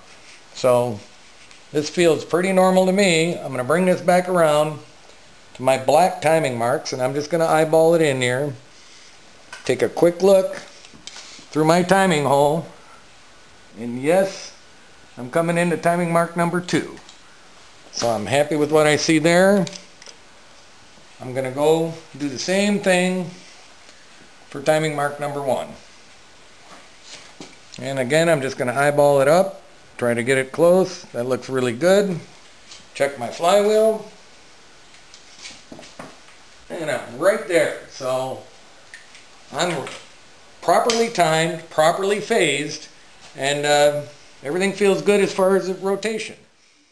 Here we are validating our bench shimming process. As you recall, when we were assembling the heads, we did do a bench shimming process, and I've gone through all the valves and everything looks good except for this pair right here. I seem to be a little tight right there, and I just wanted to share that with you and show you, just as we're going to install the Yamaha tool, show you how to change the shims while the cam and the shim buckets are assembled. So here's a 9 thousandths. I'm looking for 10, and as you can see, it's very tight. I can barely get the 9 in there, definitely not here. So we're going to go forward and set up the shim tool. We're ready to install our tool. This is what the typical tool looks like. You can look it up in the catalog. You can order it from a dealer. I highly recommend you get the one from Yamaha. I have purchased an aftermarket one. It's rather soft material. Don't really like it. Now what I've done is rotated the engine to where the cams are now in this position, or the lobes are facing this edge right here. I've also positioned my shim buckets. As you can see, these little notches are 180 degrees apart. I'm putting one right here. I'm putting this one over here. I'm putting over here. Because what will happen is this tool is driven by this hex. As it rolls around, I'm anticipating it's going to take those two windows and draw them in to where I'll have access to pick the shims out. Now, the effort is just to hook it onto the shaft, just as you see it. Maintain center. I'm going to hold it on there. I'm going to start rolling my engine in normal direction first. And as I get closer, I'm going to verify that I'm between both shim buckets. And eventually, the lip of this tool will grab just the shim buckets. You don't want to land on top of the shim, just the shim bucket. And it's going to prematurely compress the buckets. And here we go. As you can see, the buckets are going down. And I'm going to stop right about there. Where we're at now is we have our tool installed. We've rotated the engine to where we've compressed just the buckets, not the shims. The shims ride with the buckets. And I was just going to show you these two tools. Small pair of hemostats. I'm using this prick tool it's got a goofy little end on it. It happens to be the one I like. You can use straight, whatever. Now, as we talked about those windows rolling to the center, I didn't quite get where I wanted to, but all I'm going to do is get under that shim and try to pop it off. And as you can see, that one came up.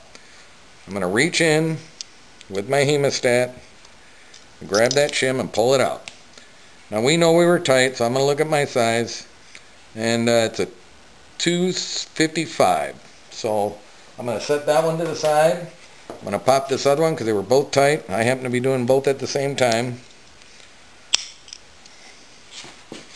And again, just use the hemostats. Make sure you control the shim. And as I'm moving away from the cam chain galley, I have heard of guys dropping them down in there. This one happens to be a 262. So as you recall, we found both of these very tight. This one here had a shim size of 265 in it. I'm going to drop it down to a 260. I have my 260. Numbers on the back. Number faces down. Give the next guy a running chance. The next guy that does your valves. And what I'll do is I'll try to position that in there. I've got my poker in there, and I'm just going to try to get it to land just like that on top of the shim bucket. Now I'm going to take a screwdriver and just try to snap it in and seat it. And there you go. You heard it snap in. So we'll move on to the next one. This valve. As you recall, it was tight also. It was a 262. I'm going to drop it to a 258. Numbers facing down. Like I said, give the next guy a chance. I'm just going to try to lay it in there, get it on top of that shim bucket, halfway started, and then I'll pop it in with my screwdriver.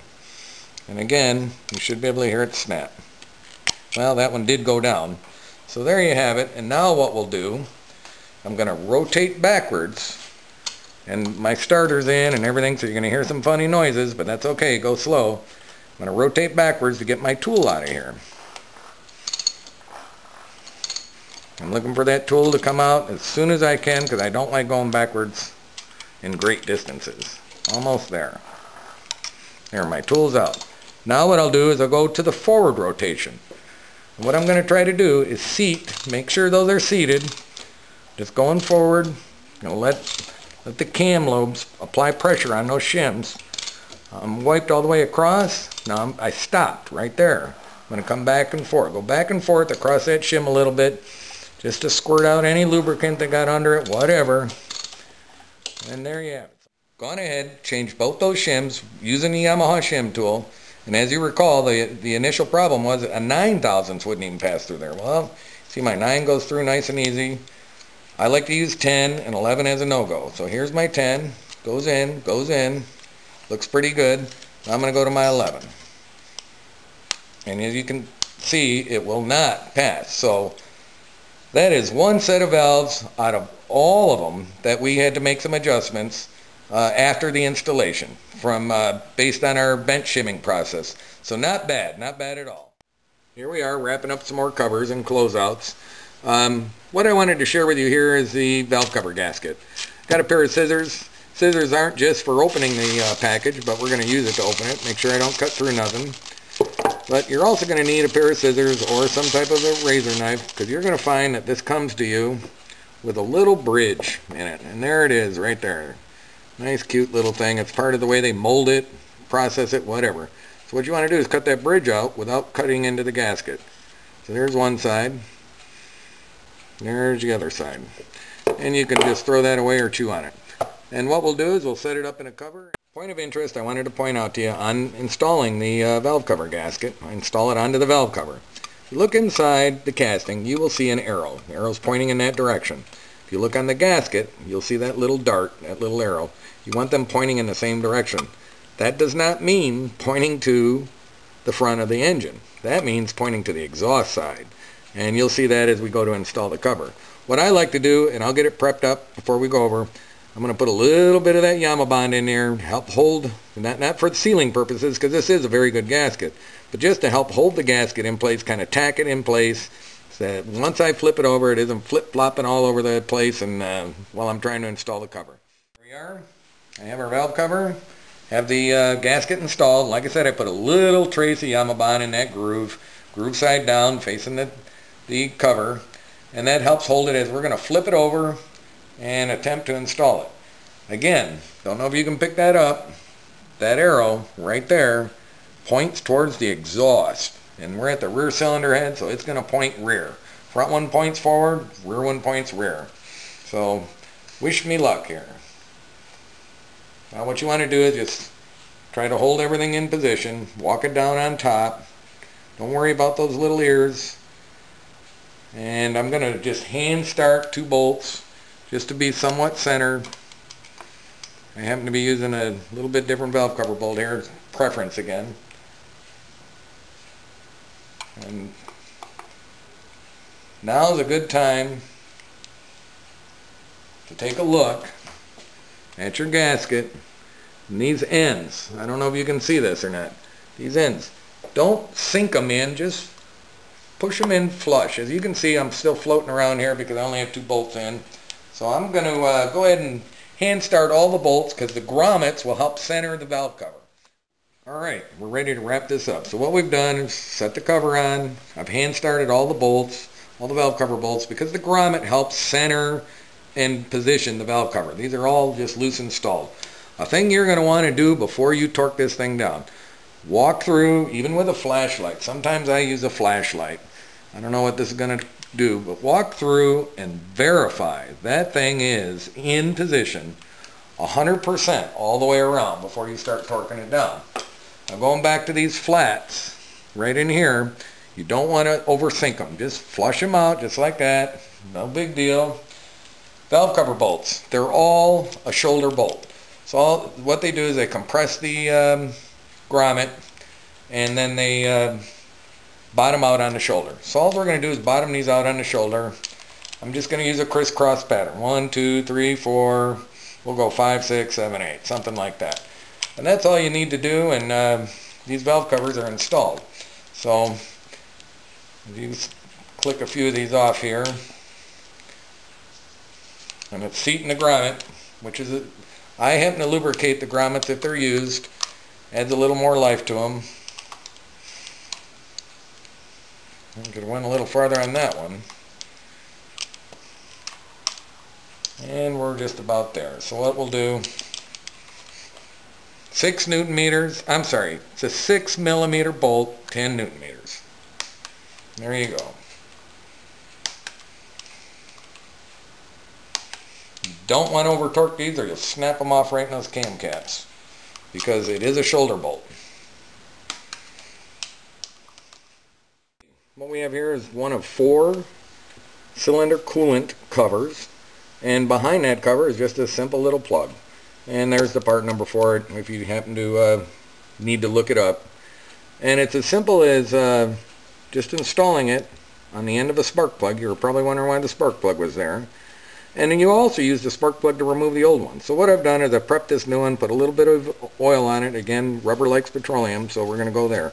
We'll walk over to the block and install one for you. Here we are at the engine. This is one of 4 drain points at the base of each cylinder jug. As you can see, there is one over here. I've already buttoned it up. We're going to go after this one. You do 1, you can do 4. They're all the same. Here's our plug. And the plug is installed on the end of a spark plug. And this is a good use for your old spark plugs to install them and or remove them. You just thread it in there and pull it out, or do like I did for an installation.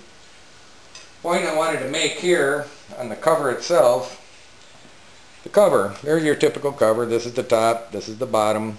But if you look, there's a relief point. There's a machine shoulder in here, and that's intentional. So what I'm going to do is stick my bolt through here, locate it, just going to loose install it. Now what I want to do is square it to the bottom of the head and make sure it's flush on both sides, because there's a little bit of play in this, a little bit of slop, and crank it down. Well, here we are with the oil delivery system. As you can see, it's a lot of associated hardware. Almost looks like a plumber works for Yamaha. What we're going to do is we're going to install our O-rings, all new O-rings. O-rings on the delivery manifold, the feed and return tubes, etc., and so on. Got our fasteners ready, got our dowel pins ready. One point I wanted to make, brand new oil pump. You've gone through a lot of effort and a lot of expense savings by doing a lot of this work yourself. Don't cut this corner. Always put in a new oil pump. You got brand new bearings in there, put in a brand new oil pump. Here we are at the block, getting ready to install all of our oil delivery system. I've installed the 2 dowel pins. The oil pump takes 2 dowel pins. Next thing you need to pay attention to is the position of this counterweight on the crankshaft. I purposely have it flat like that because we are going to be installing a grommet and an oil delivery tube in this opening right here. So I like to do that first. Here's the piece. Got this silly little grommet on it, off center. Mounting flange up, long side down. And all we're going to do is take it, set it in there. I'm going to loose lay it just like that. We got a lot of hardware to go in. So the next thing we're going to do, if you recall, way back when we were doing our case bolts, I told you leave one bolt loose.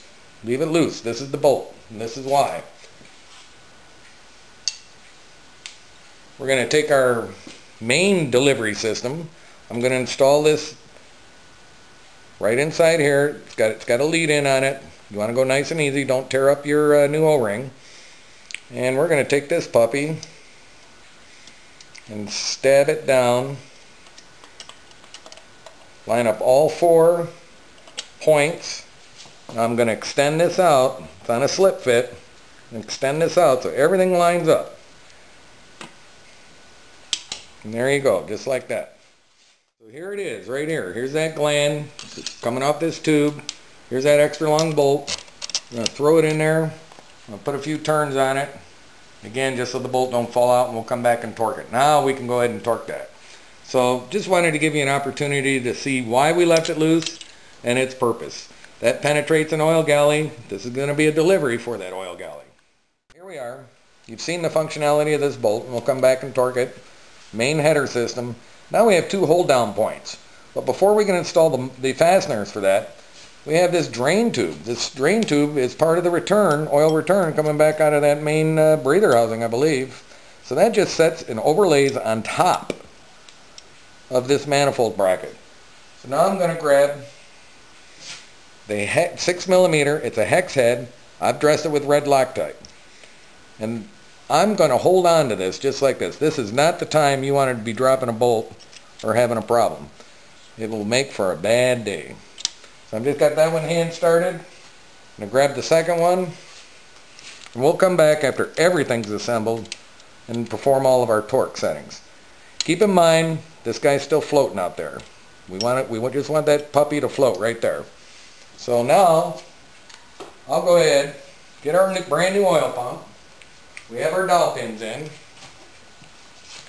And what you want to pay attention to here is you got to kind of make two stabs at the same time. So we're going to install this delivery tube. That's all it is. It's on a slip fit. As you can see, obviously it's going to line up with this port in the block. Now, this is where the fun begins. We're going to try, I'll try to keep my hands out of your way. We're going to try to install this tube and the pump all at the same time. So I've started, as you can see, I've started this tube into that opening, and I've brought its mounting bracket right over the top.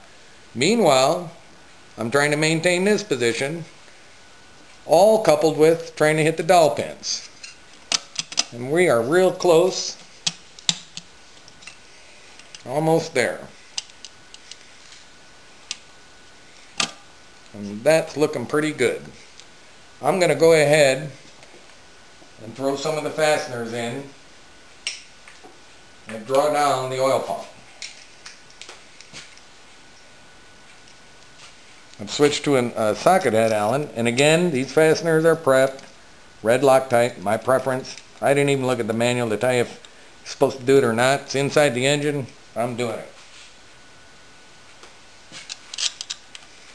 I'm obviously not fully seated on my dowel pin, so I want to be gentle here.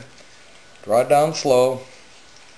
Now this third fastener is going to grab that bracket of that tube, go through the mount of the oil pump and into the block.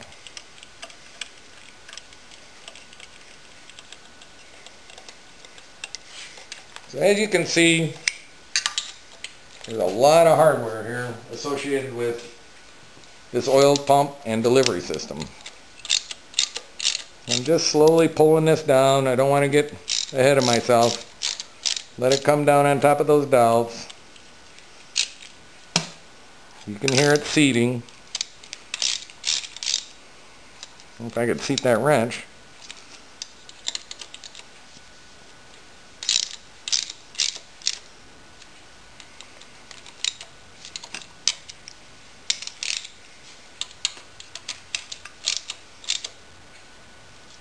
So there you have it.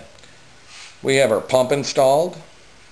We have our pump delivers oil to the filter system, through the filter system, back to this header, filtered oiled here.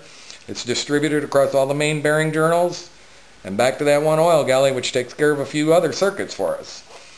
And we have the additional circuit over here. It's a secondary circuit to deliver oil into the stator area and or starter clutch area. All of our hardware is mounted, everything's stabbed and seated as it should be. We've snugged our oil pump down. One point of interest I wanted to make, I should have made note of it while we were installing the pump. You also want to make sure that that drive gear meshes properly, and this one did. And you can see there's a little bit of lash in it, and that's all part of that intermediate gear train. So we'll start with our torque pattern. Oil pump, 6mm bolts, 10 Newton meters. So I have my wrench set for 10 Newton meters. We're just going to start right here. There's only 3 of them.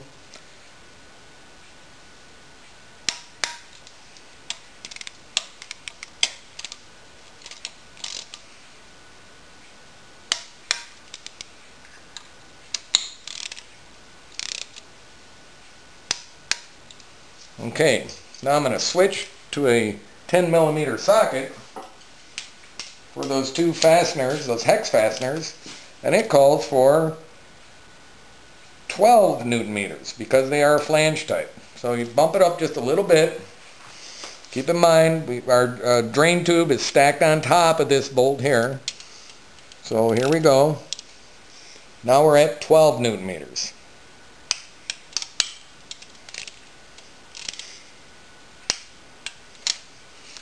Now this is a good time to check this. I know it's a little difficult to see with all this hardware in the way, but this tube here, make sure that we're seated into our opening pointing towards the stator. Everything looks good there.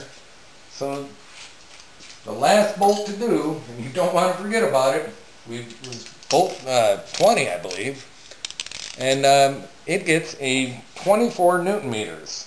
So bear with me here a second, and I'll set up to 24.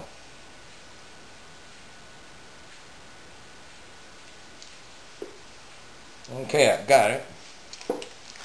Now what I like to do on this bolt, and we'll point out to it, because of the type of collared copper gasket it has, a top and bottom on it, it wraps around the thing, it's got a little hard stop here, it's going to run itself into the side of the block. I also put a little bit of grease. I smear a little bit of grease on this one, because it tends to want to tear them up as we're torquing it down. I'm just going to, it's a long throated bolt. Trying to get it down here for you. Getting close.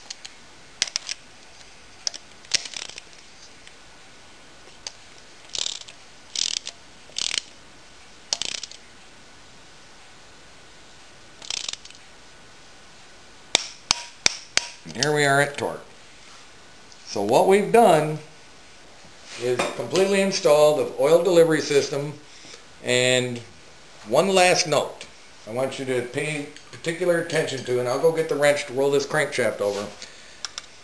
Everything here looks good, it's installed right, I can see my grommets flush with the housing. I'm going to roll this crankshaft over just to make sure I have the clearance I'm looking for around that last tube. And here we go, and as you can see, there's a good 20-25 mils of clearance there. And I'm satisfied with that. One last note. Good thing I spotted this before I turn the camera on. These two hex fasteners, this one and this one, there's a tab. This tab, now that we have them installed and we have it torqued, you're to take this tab and place it center over the hex. This is just in case this bolt were to come loose. It's a safety feature they put in. If either of these bolts were to come loose, there's no way they can fall out and get caught up and tangled up in your engine. So make sure you don't forget about those two tabs. Well, here we are buttoning up some more covers. Obviously we have our oil pan gasket. Have this grommet. It's a very important piece. I'll cut it open, we'll talk about it in a minute. That's a very important piece. You want to make sure you get a new one of those. And then all I got over here is the bolts that hold the oil pan down, a couple of dowel pins, and the two bolts for the low oil level sensor. In addition, I have a pressure gauge set here and also a new plug, magnetic plug, drain plug. And so what we'll do is go through most of this and prep it all up, and we'll start the installation. But before we do that, I wanted to show you this.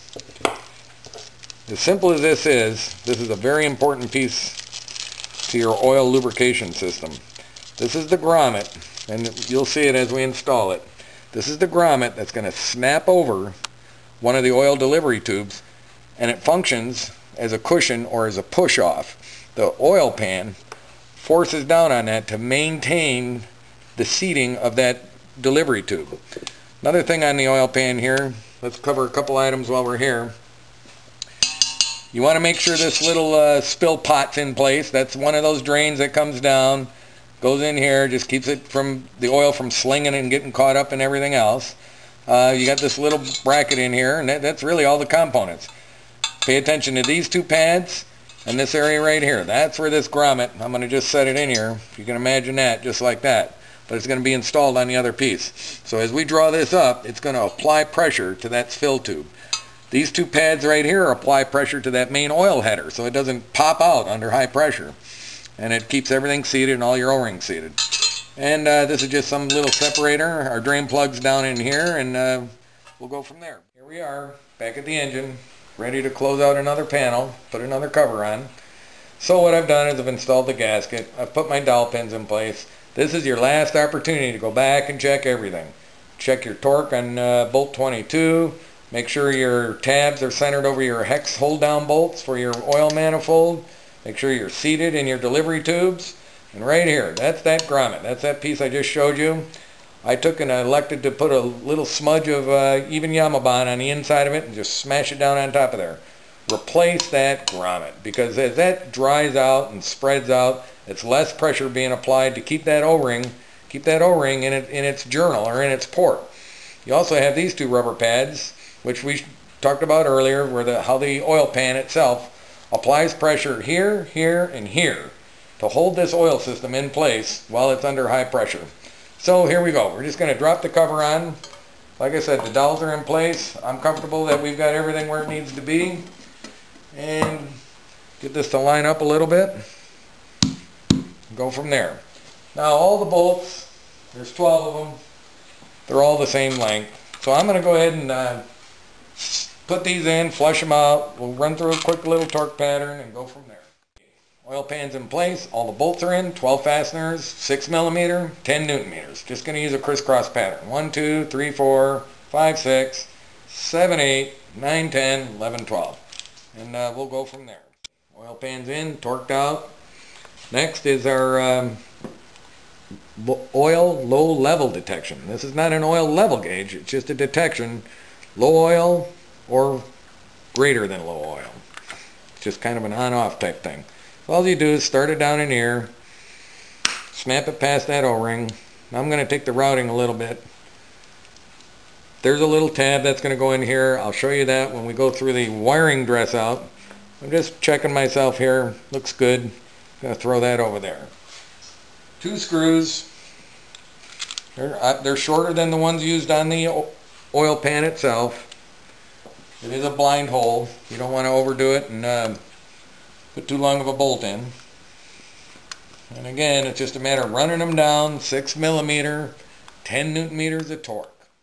Another area we can't forget about, you have to close up this oil galley. This is your main oil galley. So if you're using a stock setup, you've got a plug similar to this, got an O-ring on the back, just a matter of, it's a straight thread, just a matter of starting it in there and running it in and torquing it out. In my particular case, I happen to like to use an oil pressure gauge. So I got a little aftermarket kit. First piece is an adapter with a good heavy gasket on it, nice gasket on it. And we're going to put that in. I prepped that thread with Teflon. And then I'm just going to run it in. The reason I like to have an oil pressure gauge, when the engine starts up and we're testing it, I'll be able to see how everything's performing. And then on my personal bikes, I like to have it. It kind of tells me when things are warmed up, so I'm not taking off in high pressure. Fluid filled gauge. I'm going to go ahead and start it on here once I get the thread to catch. It might be today.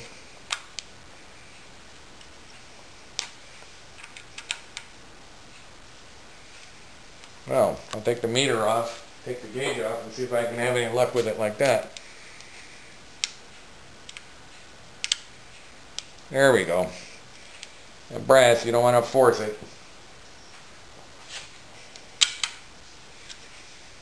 Another neat thing about these kits, everything's metric.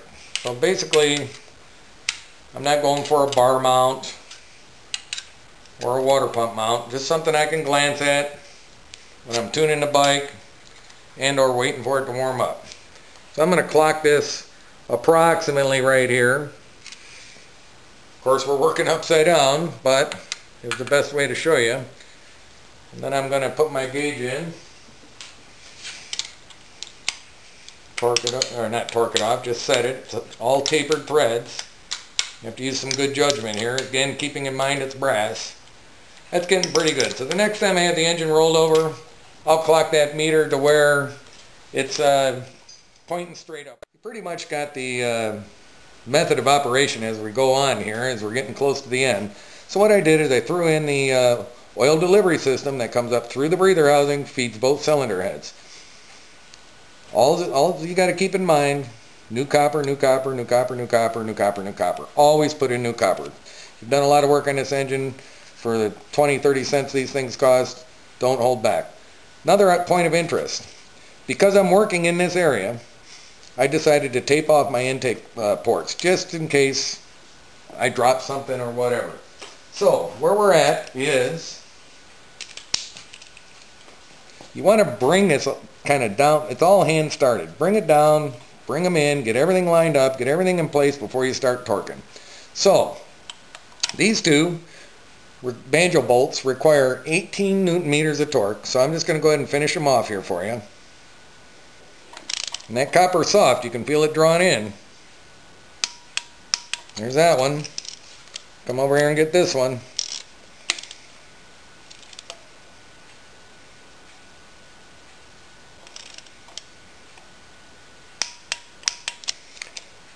The large banjo bolt takes 20 Newton meters. So I'm going to bump myself up here.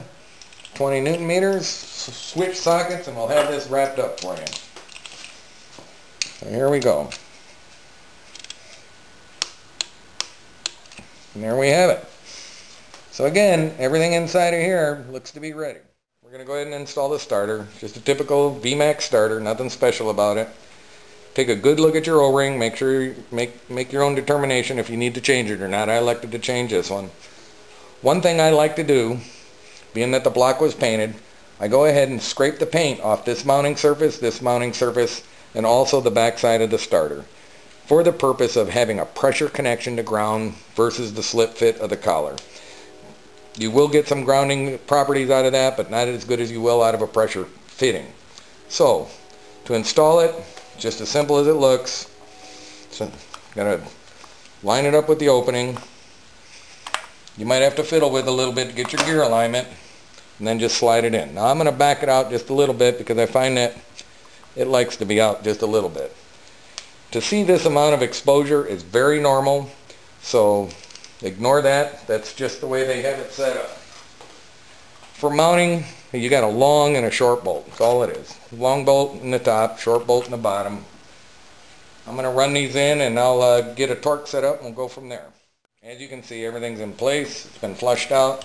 All I'm going to do is click this off at 10 Newton meters, two 6mm bolts. There's one. And there's the other one. So there you have it. Starter's installed. When we do our wiring, we'll be coming back for the connection point. Okay, here we are.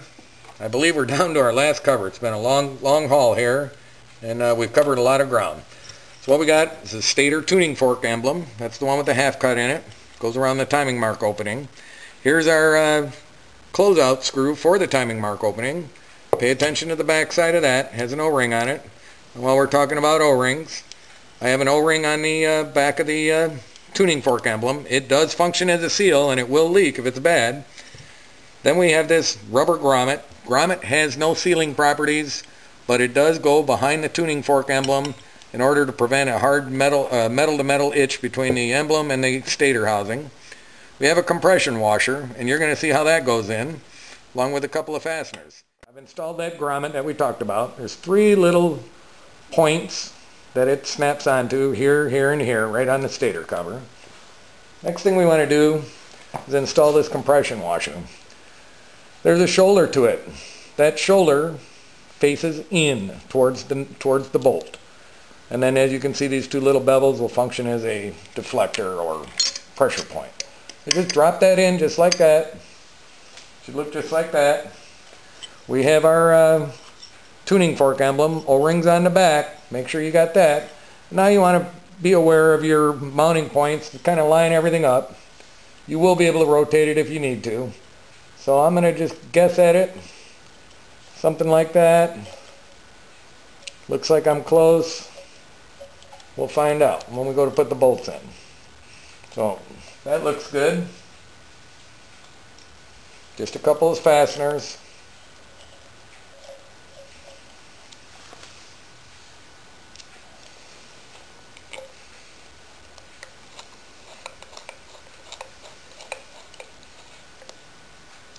I'm not going to overdo it here. It is mounted in rubber. So we have our tuning fork cover in. We're secured. Now we're going to go after the timing window. We've got to close up that timing window. So it's just a matter of reinstalling the plug back in. I use a little pair of aviation screwdrivers here, only because I have them laying around. I'm just going to finish it off with the screwdriver. O-rings on the back. I've already checked it. Don't want to overcrank it. That's all it needs. Just like that. We have mechanically finished this engine. Well, here we are on the home stretch of this project. Just wanted to talk a little bit about the wiring harness and the routing. So what I generally do is I use the starter cable as a master because it's the stiffest. So as you can see, it's just connected at the starter, typical. Stay close to the block. You want to stay close to the block in the oil pan this way because you do have an exhaust pipe coming through here. At this point, you're going to pick up your low oil level detection wire. I've got this bracket on there. There's another, the stock bracket's a little smaller, but I couldn't find mine, so I made one. No big deal. Just captures it. You'll see the passage underneath there. That's part of the oil pan. I come down through here. I dart under this part of the stator housing. And at this point, right in here, I pick up the stator cables, and I also pick up the trigger cables, or for the pickup coils, in addition to the neutral cable, neutral switch cable. And just route them nice and tight. Go through this bracket. Now this bracket, you got to be careful because you want to make sure you got clearance. You got to see daylight under there when you're all said and done between the shaft and the bracket, so that you're not binding on your shifter shaft or causing any resistance there. And then just on down and ready to go into your bike. Now I elected to use spiral wrap. It works well for me. Kind of dresses things out and allows you to tuck it away and hide everything and keeps everything nice and neat for you. The only other cable you got to be concerned with is a ground cable. Ground cable comes off the outboard side of the screw right next to the oil fill cap. Another area you're going to want to scrape the paint. Make sure you got a good ground, and then just get your ground cable ready. And other than rolling this engine over, it's ready to go on a bike. Well, that was quite a journey. I hope you found this entertaining, and it proves to be beneficial while aiding you in the assembly of your VMAX engine. There's nothing more satisfying than owning a VMAX with an engine that you built with your own hands. I'd like to extend my thanks for your invested time and interest.